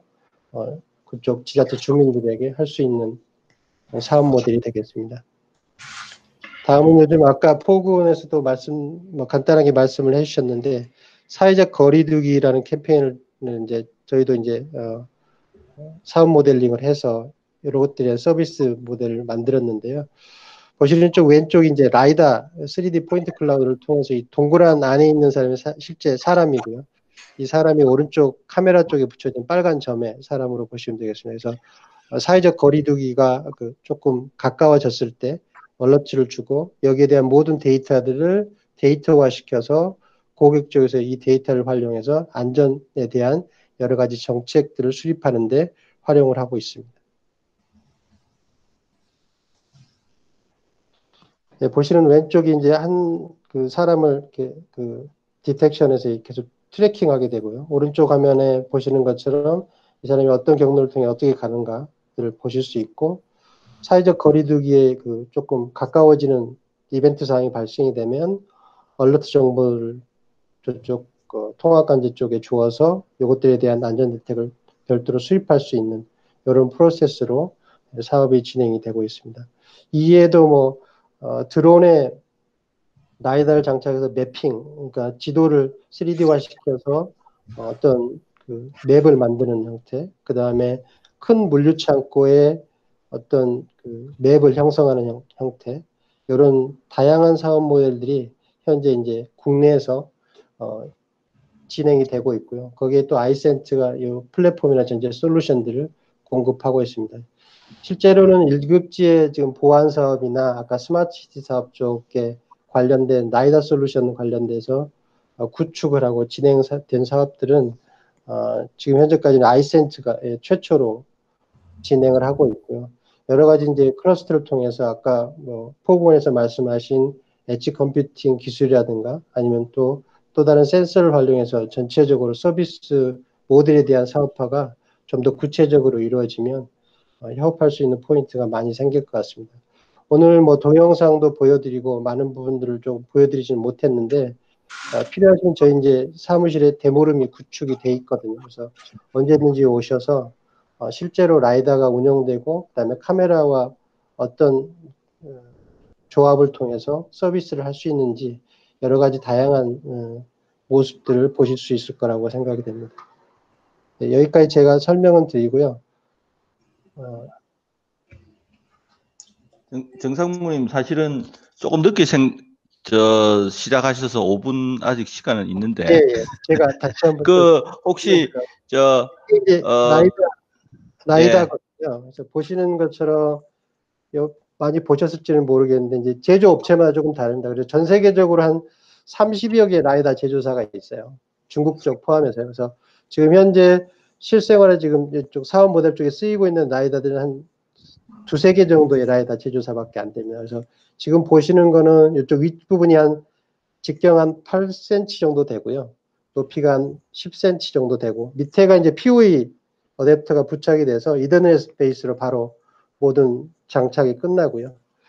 두 번째 보여드린 이제 이 센서가 보셨는지 모르겠는데 이제 이 센서도 마찬가지로 이제 미국 밴더 거고요. 요게 이제 요것도 마찬가지로 거리에 따른 라이다 센서들이 조금씩 차이가 있기 때문에 현재까지는 나온 거는 반경 200m 정도가 지금 나와 있고요. 조금 더 그 길이를 연장시키는 것은 가능하지만 그 전체적인 360도 이외에 이제 수직각에 대한 한계들이 있기 때문에 그것들을 이제 활용을 고려를 해서 이제 제작을 하고 있고요. 최근에 나온 것들이 이제 이런 솔리드 타입들이 나오고 있습니다. 그래서 전방 감시만 할 수 있게 각도와 수평 FOV가 조금 작지만 거리도 조금 단거리지만 근거리 감시 지역에 이제 조금 사용할 수 있는 이런 솔리드 타입도 나오고 있습니다. 예, 이상 마치겠습니다. 예, 그러면 그 시간이 조금 남았으니까 우리 예. 문원상 대표님하고 유진성 전무님 인사 잠깐 해주시고 예. 뭐 한 말씀 해주시죠. 예. 비디오와 음소거는 끄고 비디오를 여시면 됩니다. 예, 두 분. 저 먼저 준비된 분부터 먼저 저 인사해 주시죠.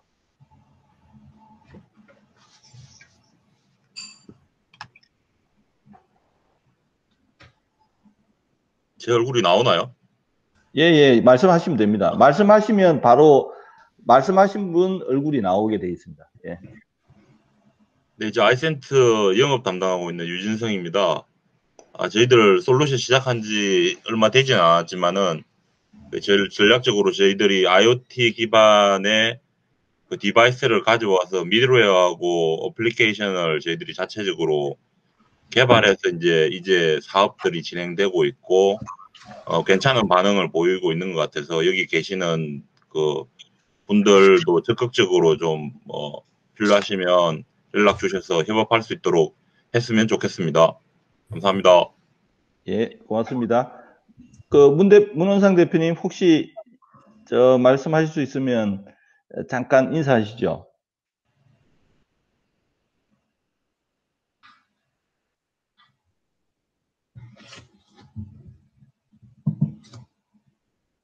지금 연결이 원활치 않은데 그러면 일단 예, 그 정상무님, 그 유전무님 그 수고하셨고요. 예, 다음으로 넘어가겠습니다. 그 박시영 대표님. 네네. 시작해 주시죠.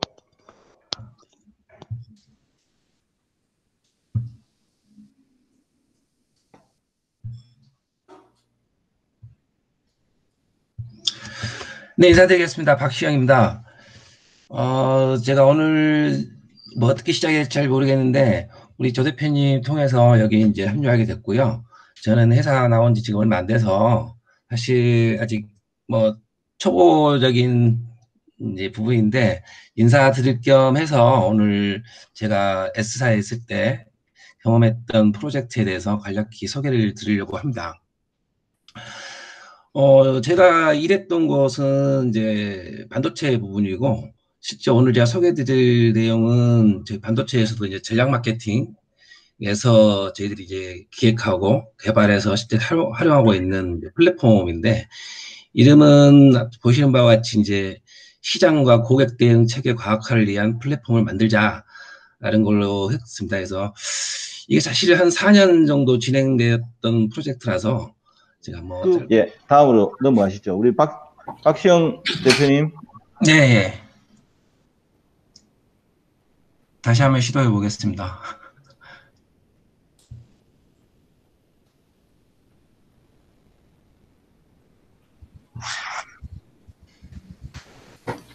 아직 자료 안 보이시나요? 네, 여보세요? 네, 자료가 안 보이는데요. 신기하네.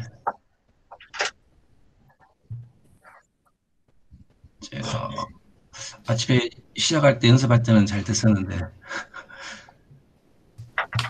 일단 잠시만요. 지금 네, 혹시 이제 보이시나요? 보입니다. 예, 네, 네. 이제 보입니다. 뭔가 잘못했다.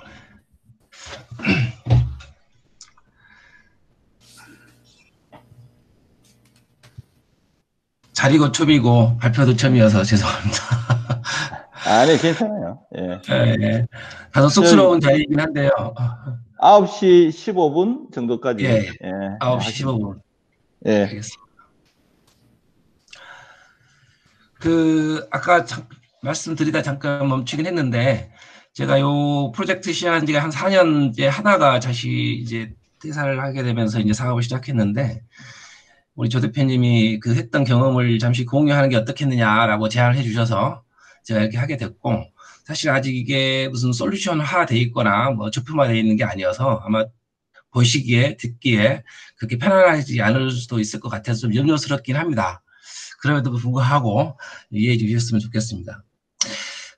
아까 서두에 잠깐 말씀드렸는데 저는 일했던 분야가 메모리 사업부의 이제 전략 마케팅이었고, 제가 한 4년 전에 이제 저희 전마 팀장님하고 저희들하고 이제 고민했던 게, 지금 하고 있는 전략 마케팅의 B2B 우리가 정말 잘하고는 있는데 이게 최선인지 한번 고민해 봅시다라고 한 하두로 저희들이 이제 고민을 시작했었고, 그래서 이제 전략 마케팅에 하는 업무들을 저희 나름대로 이제 분석을 좀 해서, 그 당시 저희 슬로건이 2020 and beyond였거든요. 그래서 4년 후 혹은 5년 후, 10년 후에 우리 전략 마케팅의 모습이 어떻게 될까라는 측면에서 저희들이 고민을 했고, 그 고민을 기반으로 해서 본 프로젝트가 시작했습니다.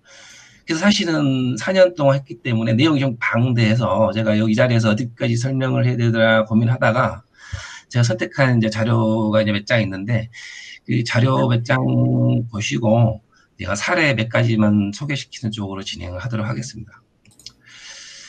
지금 보시는 자료는 저희 그 메모리 전략 마케팅의 플랫폼의 아키텍처라고 보시면 되는데, 제가 이 장표를 첫 장에 내민 거는 좀 컨셉을 이해하셨으면 좋을 것 같아서, 왜 이 메모리 사업부가 이제 이런 이제 플랫폼을 만들려고 했을까라고 이제 저희들이 고민도 했고 했는데, 기본적으로 이제 영업 마케팅이라는 게 굉장히 다양한 자료가 있잖아요. 가장 기본적인 게 뭐 가장 많이 쓰이는 게 뭐 판매 데이터, 그 다음에 각종 보고서들, 고객 미팅, 고객 관리하는 여러 가지 정보들, 그 다음에 고객 정보, 고객 사람들의 정보, 여러 가지 정보인데, 이런 모든 데이터들을 한 군데 다 모아보자 라고 해서 빅데이터를 만들어보자라고 생각을 했고요.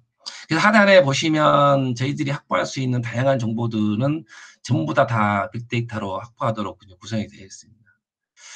이제 이렇게 확보된 데이터는 기본적으로는 이제 어딘가에 활용이 돼야 될 텐데, 그 활용하기 전에 저희들이 뭔가 머신러닝이 됐던 인공지능이 됐던 그런 이제 알고리즘을 넣어서 그 정보를 가장 효율적으로 사람들한테 배포할 수 있고 활용할 수 있도록 해보자라는 측면에서 이제 중간에 그런 이제 하드웨어와 알고리즘을 저희들이 도입을 했었고요. 근데 이제 활용하는 측면에서 보면 기본적으로는 우리 판매 영업사원들 관심사가 뭐 내 판매 데이터가 어떻게 되는지, 고객 정보가 어떻게 되는지 정보가 있을 텐데, 그런 정보들. 또 마케팅은 마케팅 나름대로 수많은 보고서들, 외부에서 발생되는 보고서 혹은 내부에서 발생되는 보고서, 내부에서 또 보고 드리는 정보들, 이런 정보들을 어떻게 체계화해서 볼 수 있을까라는 부분에서 제도했고, 그 다음에 이제 고객 부분입니다. 고객 CRM을 저희 잘하기 위해서 하는 방법이 뭔지. 요즘은 뭐 조 대표님 더 잘 아시겠지만 이제 B2B에서의 고객이라는 말은 사실 그렇게 유행하지 않습니다. 요즘은 아예 파트너라고 얘기를 하죠. 우리는 이제 더 이상 이제 고객과 판매와 구매자의 관계가 아니고 같이 동반성장하는 이제 파트너 관계다라는 측면에서 저희들이 전략적인 파트너십 통해서 이제 B2B에서 이제 비즈니스를 하려고 많이 애를 쓰고 있는 측면에서 접근을 좀 했었습니다. 그 중에 제가 저희 프로젝트 조금만 더 소개시켜드리고 사례를 좀 보여드리겠습니다. 요 장표는 이제 저희들이 이제 위에 이제 사업부장님이나 이런 분들 보고 드릴 때 우리가 이 프로젝트를 어떤 목표를 가지고 운영하려고 합니다라고 했던 내용입니다. 그래서 기본적으로는 이제 아까 잠깐 보셨던 것처럼 그런 머신러닝이나 인공지능을 통해서 저희들이 하려고 하는데 그 데이터 사이언티스트들을 육성을 좀 해야겠습니다. 그래서 물론 외부 인력들도 저희들이 좀 많이 뽑기도 했고 실제 교육도 많이 보내서 그런 이제 그런 데이터 사이언티스트들을 육성을 좀 했었고요. 아까 보셨던 것처럼 우리가 아무리 좋은 데이터들을 만들어 놔도 실질적으로 그걸 활용할 수 있는 이제 그 체계를 만들어야 되기 때문에 저희들이 머신러닝과 인공지능 부분에 굉장히 많은 투자를 좀 했었고요.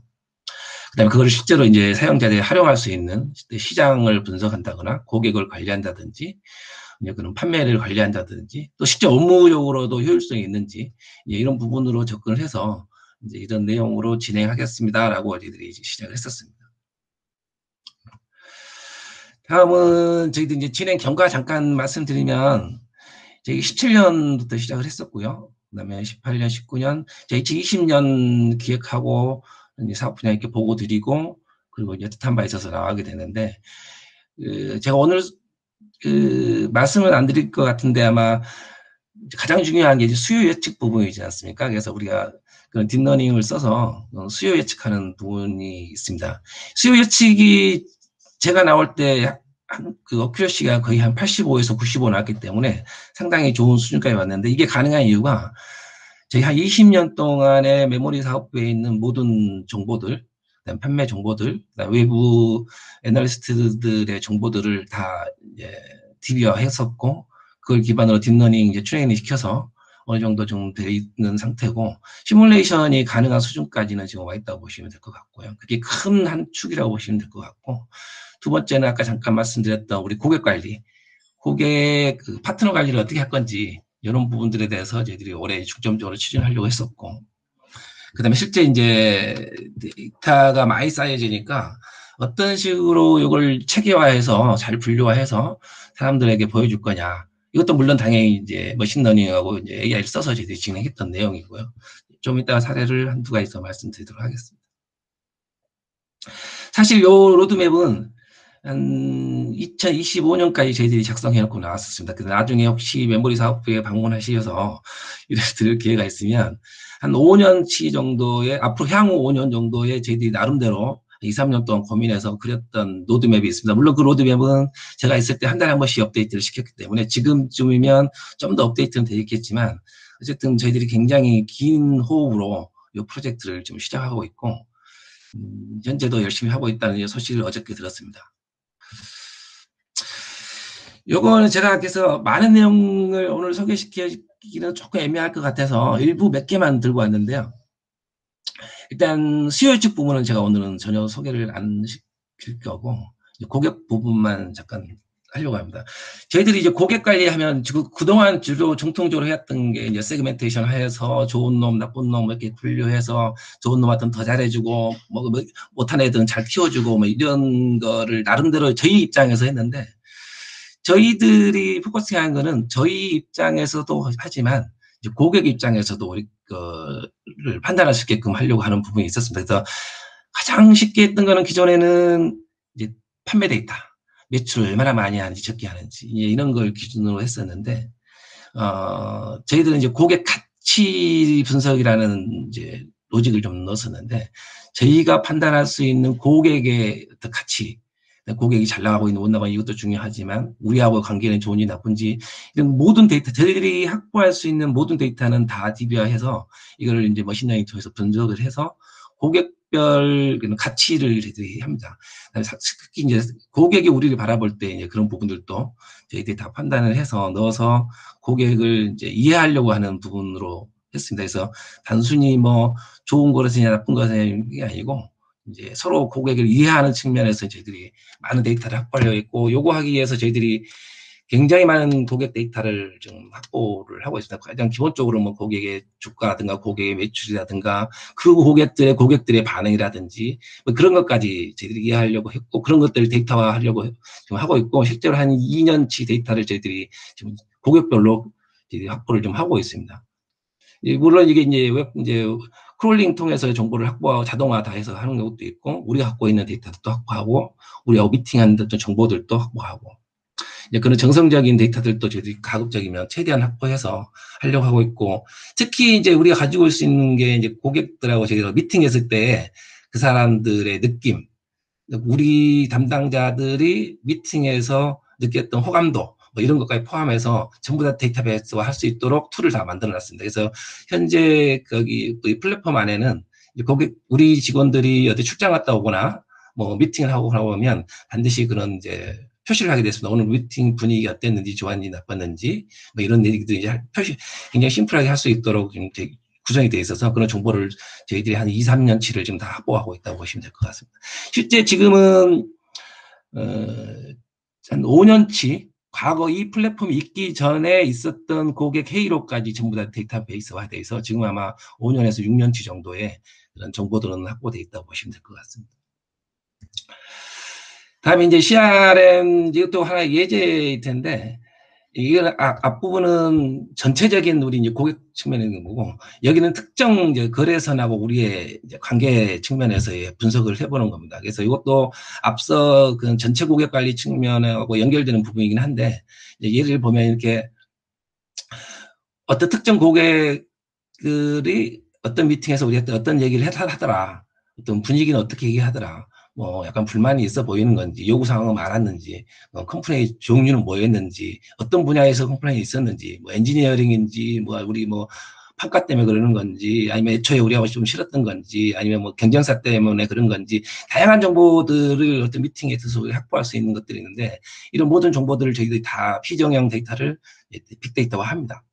그래서 이제 비정형 정보를 분석할 수 있는 이제 버트라는 이제 알고리즘을 저희들이 써서 실제 이제 감성 분석도 하고, 그래서 이 거래소나 우리하고 관계가 어떤 건지, 현재 상태가 어떤 건지, 과거부터 지금까지 해왔던 트렌드는 어떤 건지, 작년 뭐 12월까지는 좋았는데 최근 들어서 급속도로 뭔가 안 좋은 내용들이 그런 이제 분석 결과가 나오는 건지, 이런 것들이 분석을 하게 됩니다. 그 다음에 주요 그는 고객의 뭐 탑 매니지먼트라든지 이런 사람들의 우리에 대한 그 발언들이 어떤 건지, 그다음에 키노트에서 하는 주요 발언들이 어떤 건지, 이런 것들을 모두 모아서 특정 고객별로 이제 스페시픽하게 저희들이 관리할 수 있도록 그런 체계를 지금 만들어서 활용하고 있습니다. 여기 이제 앞서가 이제 크게 보면 큰 고객 관리 하나, 여기 이제 특정 고객별로 정보를 관리할 수 있는 방법, 이런 것들을 저희들이 지금 현재 활용하고 있고요. 제가 이제 비정형 정보를 몇 가지 말씀드렸는데, 실제 앞서 고객 관리라든가 CRM에서도 이런 비정형 정보 분석은 당연히 활용이 많이 되는데, 실제로 이제 저희들이 마케팅 측면에서도 요 비정형 정보는 굉장히 이용합니다. 실제 이제 저희가 설문도 하고 있습니다. 맘이라고 해서 저희 메모리 설문을 하는데, 주요 어카운트 담당자 경력 15년 이상의 우리 직원들한테 한 달에 한 번씩 이제 설문조사를 합니다. 그런 설문조사 정보도 있고, 그 다음에 이제 저희 내부적으로 일주일이면 한 200여 건 정도의 보고서들이 발생되는데, 이런 200여 건의 내용들이 어디에 있는지를 우리가 분석을 합니다.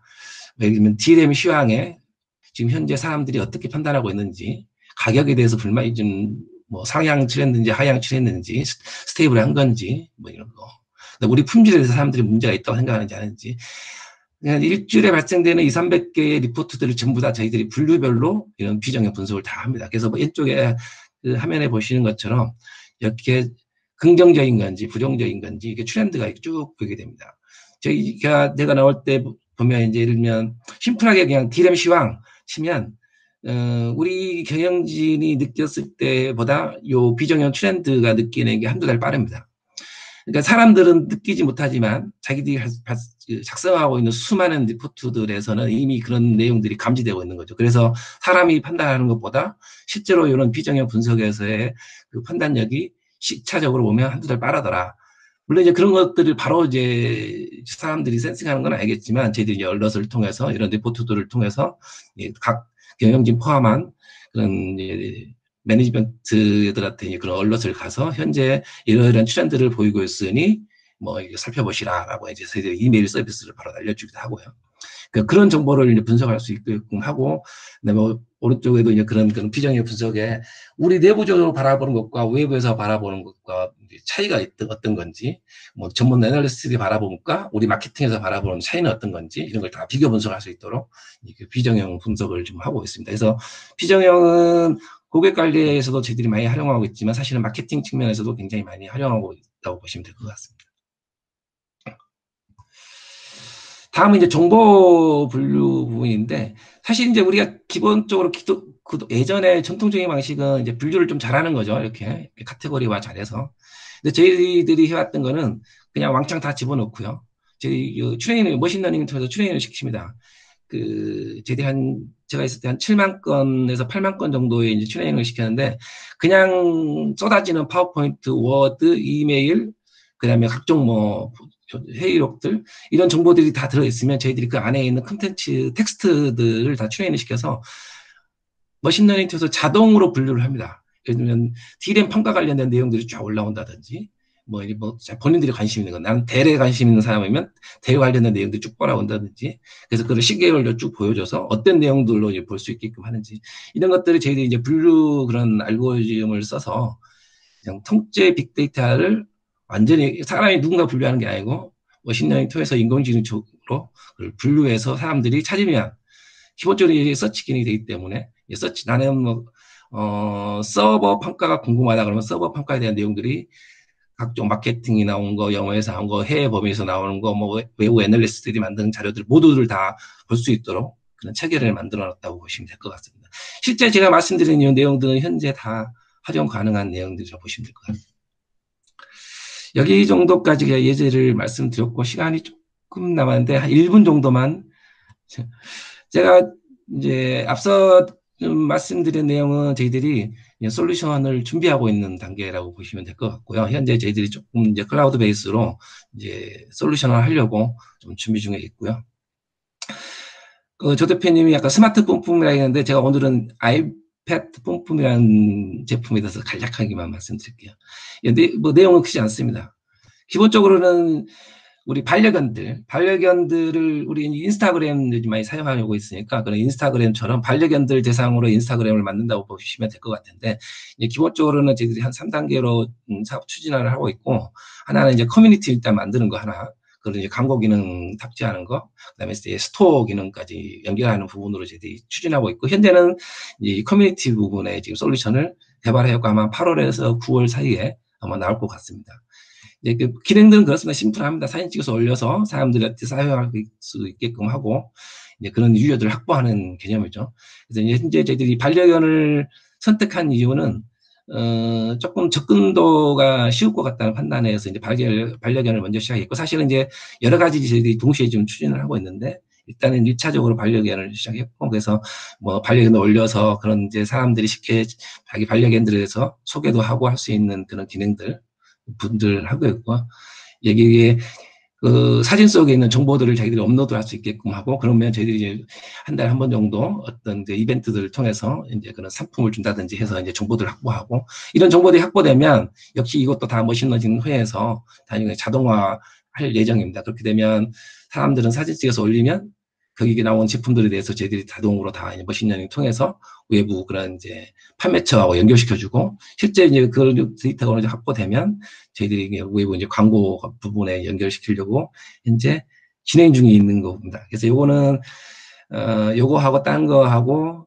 이제 부분들은 저희들이 좀 고민하는 것들이 있어서 조 대표님께 나중에 제가 부탁을 한번 드려서, 요거 말고 광고 쪽에 저희들이 솔루션을 거의 어느 정도 진행된 게 좀 있어서, 그거는 다음 기회에 한번 소개를 드릴 수 있었으면 좋겠습니다.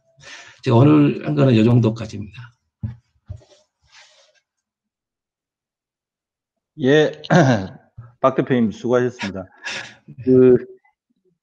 지난번에 우리 홈플러스 우리 장종호 전무님 와서 뭐 도시명 풀필먼트 센터나 본인이 하는 플랫폼 뭐 이런 것들 쭉 얘기를 들으면서 오랫동안 알고 있지만 사실은 이렇게 뭐라 본인이 생각하고 있는 그런 어떤 컨셉, 그 다음에 뭐 새로운 거 추진하는 혁신적인 아이디어 이런 것들을 체계적으로 들을 수 있는 기회가 없어서 평소 뭐 같이 밥 먹고 뭐 만나기도 하지만 그런 거 잘 모르고 넘어가는데 지난번에 보니까 이런 기회를 통해서 서로를 이해하는 또 좋은 기회가 되는 것 같습니다. 우리 박시영 대표님은 이제 이전에 프로젝트 할 때 솔루션 팀에 있었거든요. 그래서 그 이전 SCM 했던 솔루션에 뭐 오일이라고 해서 그 오브젝티브 인터랙티브 랭귀지 이런 걸 가지고 솔루션의 엔진을 구현하는 그런 일을 쭉 하셨는데 이제 생산 쪽에서 그 제조 쪽에서 그러다가 이제 전략 마케팅으로 가서 이제 했던 얘기를 최근에 들었어요. 최근에 들었는데 역시 그 이제 이전에 SCM 할 때도 그게 사실은 월드 베스트였는데 지금 전략 마케팅에서 하는 여러 가지 그 오픈 인텔리전스라고 하는 그걸 수백억을 들여서 지금 4, 5년 동안 만든 거죠. 그거에 그거지 작곡가 아니에요, 작곡가. 우리 그게 사실은 회사에서 하면 그게 매니지먼트가 그 개입을 해서 매니지먼트 리퀘어먼트를 담는 거긴 하지만 실제로 그걸 기획하고 구현하고 또 운영하고 이런 일을 했던 사람이 사실은 그 내용은 너무나 잘 알죠. 그래서 그걸 사실은 이제 일반화해서 많은 회사들한테 많은 회사들이 활용할 수 있는 그런 솔루션 플랫폼을 만들면 뭐 큰 기여를 하지 않을까? 우리나라 기업들의 특히 B2B 전략 마케팅의 한 단계 월드 클래스로 글로벌 리딩 레벨로 점프업 하는데 기여를 할 수 있을 것 같고, 그걸 제가 우리 박시영 대표님이 가지고 있는 엄청난 그 가치 있는 경험, 그런 인사이트, 이거를 나눠야 되겠다가 제가 이제 제 욕구가 그거였어요. 그래서 빨리 초대한 거죠. 회사 시작한 지도 얼마 안 되는데. 하여튼 그게 배경입니다. 그래서 그 서로 아마 연결점이 많을 것 같고, 그 아마 또 여러 사람들이 여러 회사들하고 접점이 많을 걸로 보여집니다. 예, 시작하겠습니다. 안녕하세요. 저는 박세정입니다.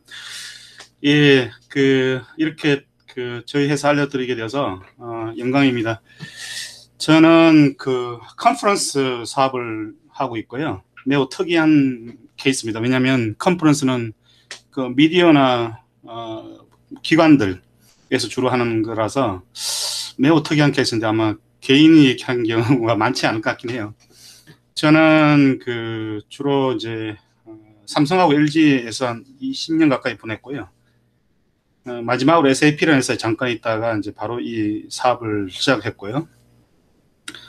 책도 여러 권 내는데 마지막 번역책은 번역을 처음 해봤는데요. 그게 AI 슈퍼파워라는 책입니다.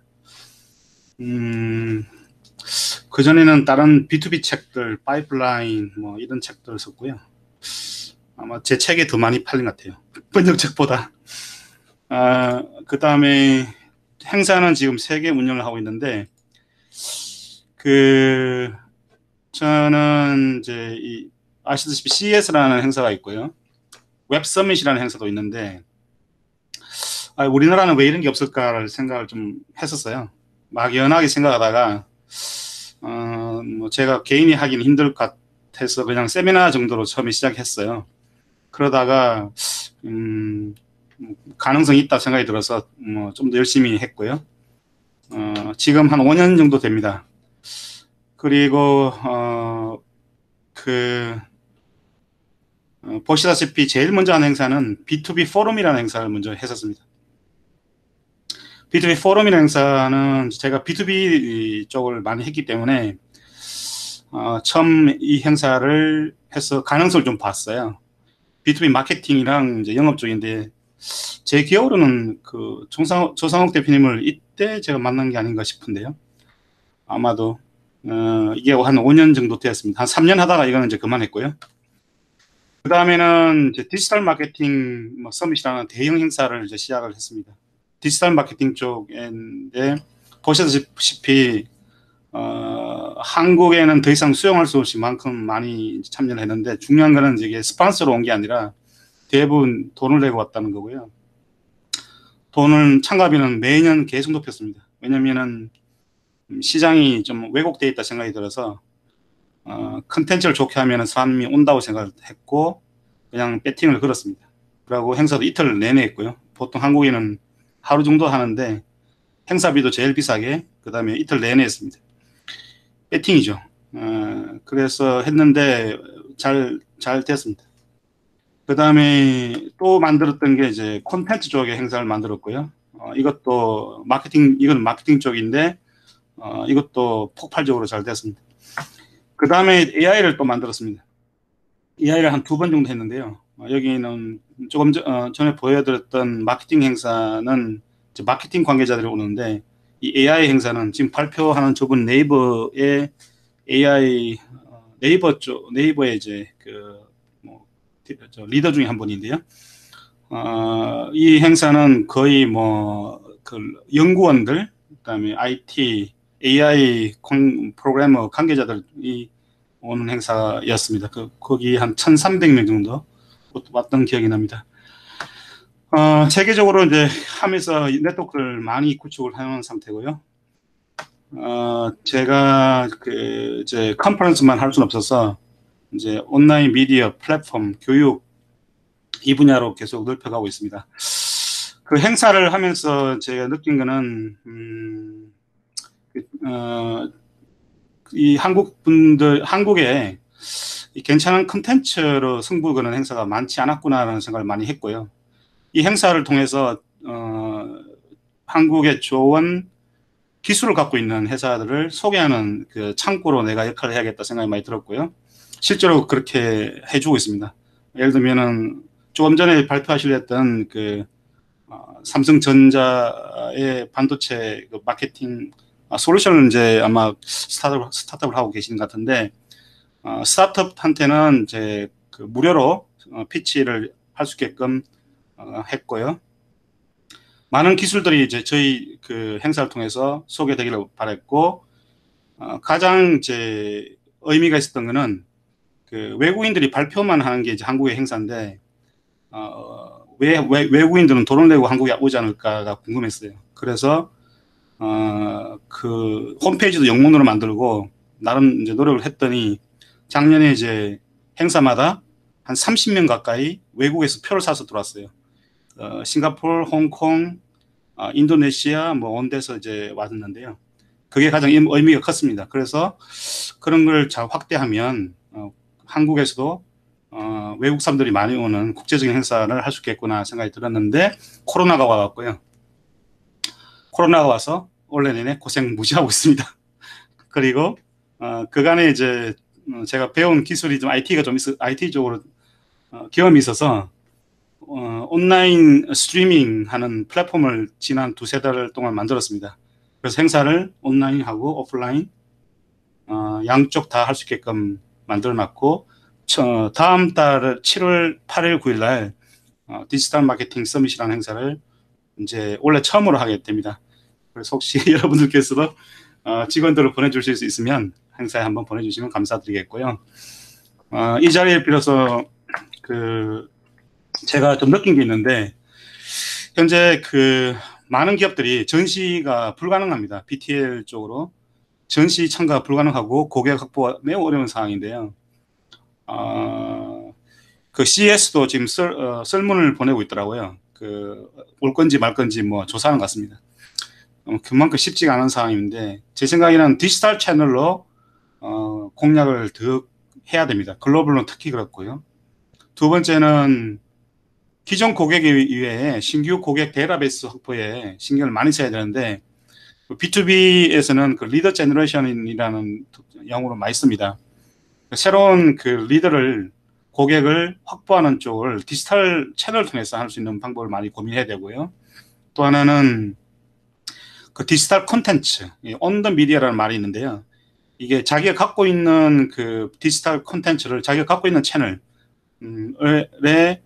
강화를 많이 해서 고객이 항상 홈페이지라든가 블로그라든가 거기서 원하는 자료를 언제든지 볼 수 있게끔 매우 전문적으로 잘 만들어 놓는 게 좋습니다. 그리고 고객한테 뭔가 보낼 때도 비주얼 신경을 좀 써서 고객이 쉽고 빠르게 이해할 수 있도록 하는 그 풀 전략을 쓰는 게 효과가 좋다는 생각을 많이 하고 있습니다.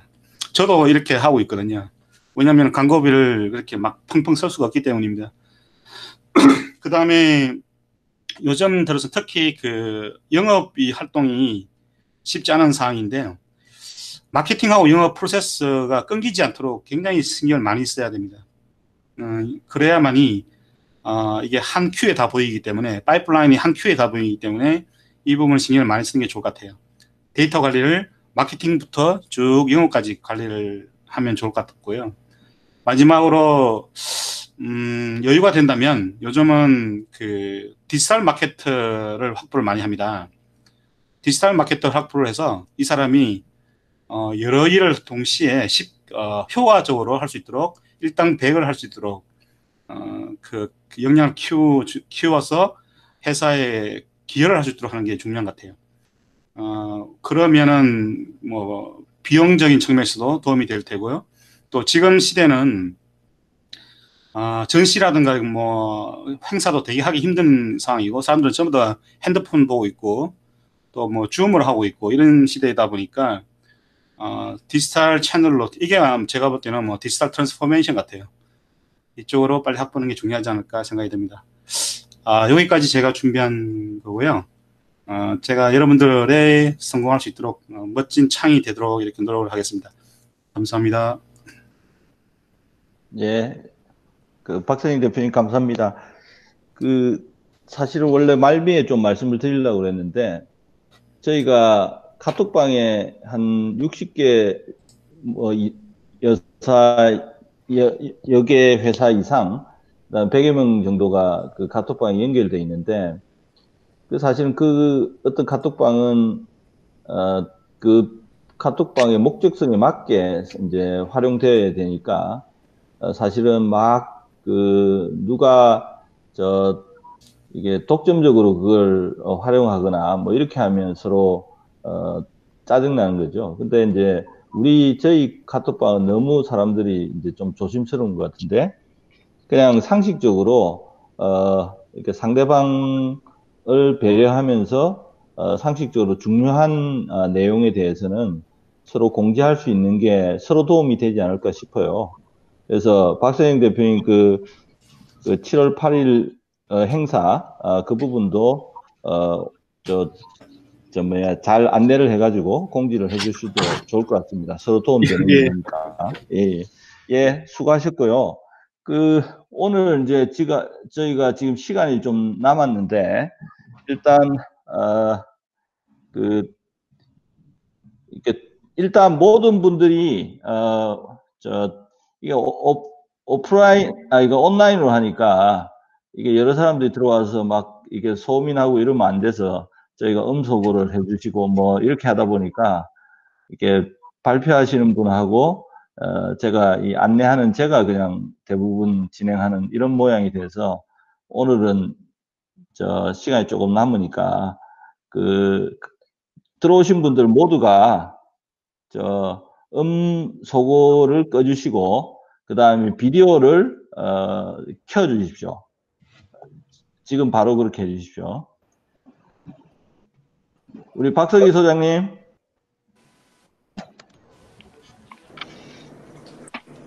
박 소장님. 그래서 제가 우리 그 사용자 리스트에 있는 분들, 아까 우리 문상도 대표님이 이게 아까 이 기기가 연결이 원활치 않더라고요. 그래서 일단은 박 소장님, 모든 분이 짧게, 우리 발표자분들이 오늘 인사했으니까 빼고 나머지 분들이 짧게 코로나 시기에 못했던 서로 간의 인사를 짧게 뭐 한 9초 10초 정도 하는 시간을 갖도록 하겠습니다. 그러면 맨 위에가 지금은 박석희 소장님, 아니다, 맨 위가 우리 강호 대표님이네. 강 대표님.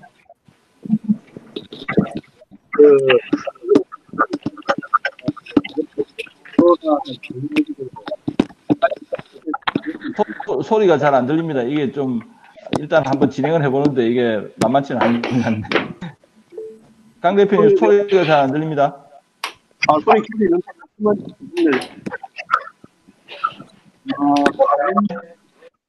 예, 짧게 인사. 예. 다들 조심하시고 프레임에서 뺐거든요. 예. 감사합니다.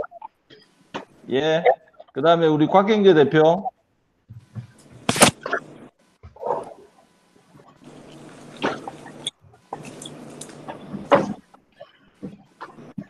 아니, 우리 유기동 박사님은 지금 보니까 연결이 만만치 않고, 그다음에 박석희 소장님.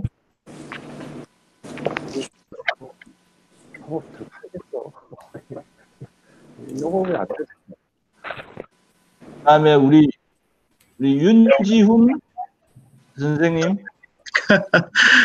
저 이노이버 솔루션의 윤준배입니다. 아들 걸로 접속했더니 이제 아들 이름이 나왔어요. 아, 그렇구나. 윤준배 대표님. 잠깐 인사하시죠. 예. 네, 이노이버 솔루션의 윤준배입니다. 제가 오래간만에 나와서 여러분들 되게 오래간만에 뵙는 분도 있고 새로 뵙는 분도 있네요. 나중에 코로나 끝나면 오프라인에서 다시 한번 인사드리겠습니다. 건강들 조심하세요. 예. 다음은 우리 이재영 우리 전무님. 이거 음소거 돼 있네. 예. 그러면 일단 넘어가고 우리 주병준 대표는 바깥에 있는데. 예.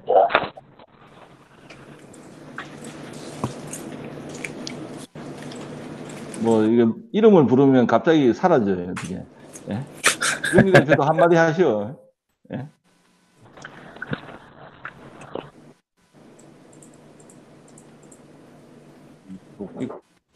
뭐 또 음속으로 돼 있네. 우리 주병준 대표. 아유, 어렵네. 예. 쉽지는 않는 것 같습니다. 우리 정재훈 선생님. 우리 정재현 대표. 예. 예, 안녕하십니까. 솔쌤 정재현입니다. 반갑습니다. 오프라인에서 빨리 만나 뵙게 되기를 기대하면서 짧게 인사 마치겠습니다. 감사합니다. 예, 예. 우리 그 다음에 양정원 전무님. 이게 음소거가 돼 있네요. 양정원 전무님. 이게 어렵네. 그 다음에 우리 김성환 박사님 지난번에 했으니까. 죄송합니다. 예, 항상 좋은 강의 너무 잘 듣고 있습니다. 대표님 감사합니다.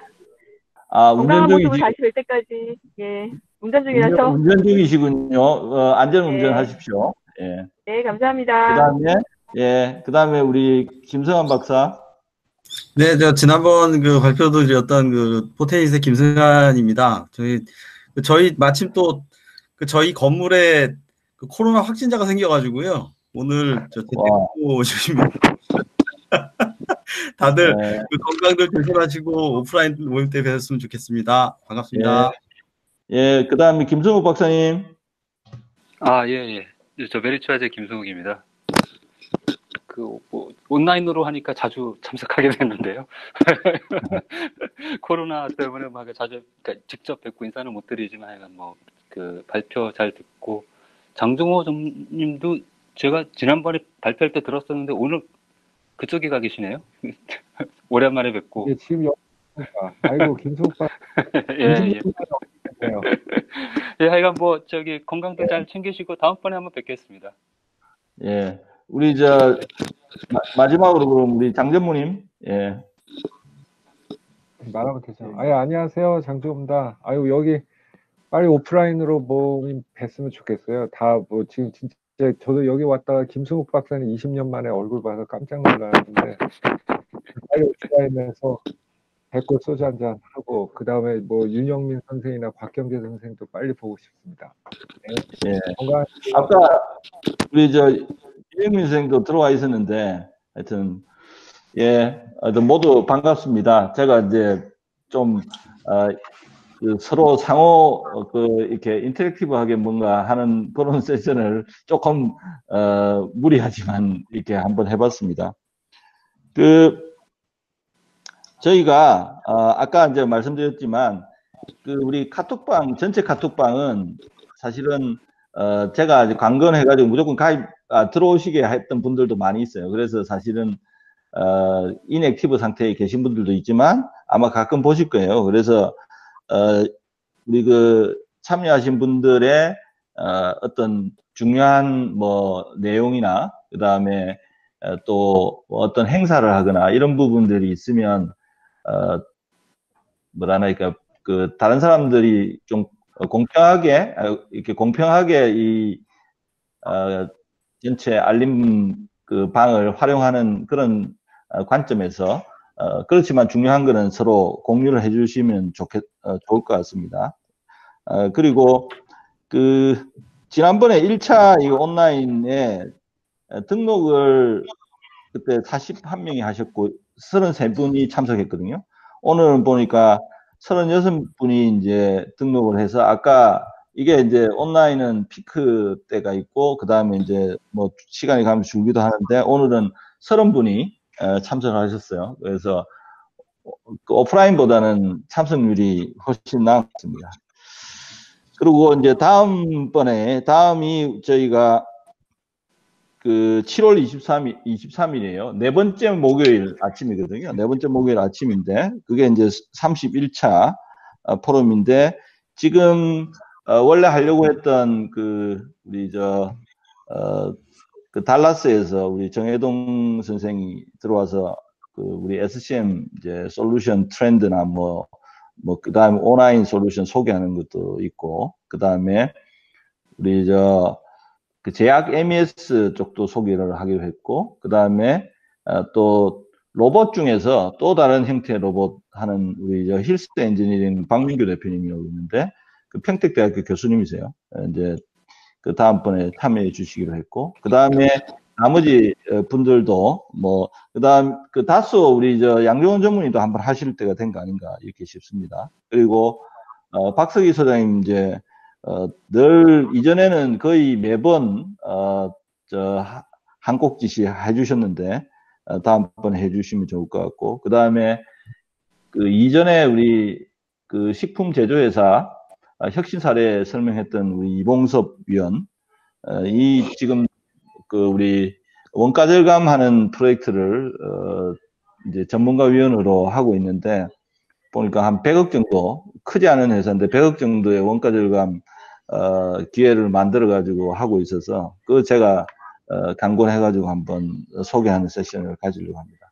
모든 분들이 제가 중심적으로 그 어떤 내용을 서로 나누는 게 서로한테 도움이 되고 그 다음에 또 참여하시는 분의 비즈니스에 직접적인 도움이 될 건지는 이제 열심히 생각을 하고 있지만 서로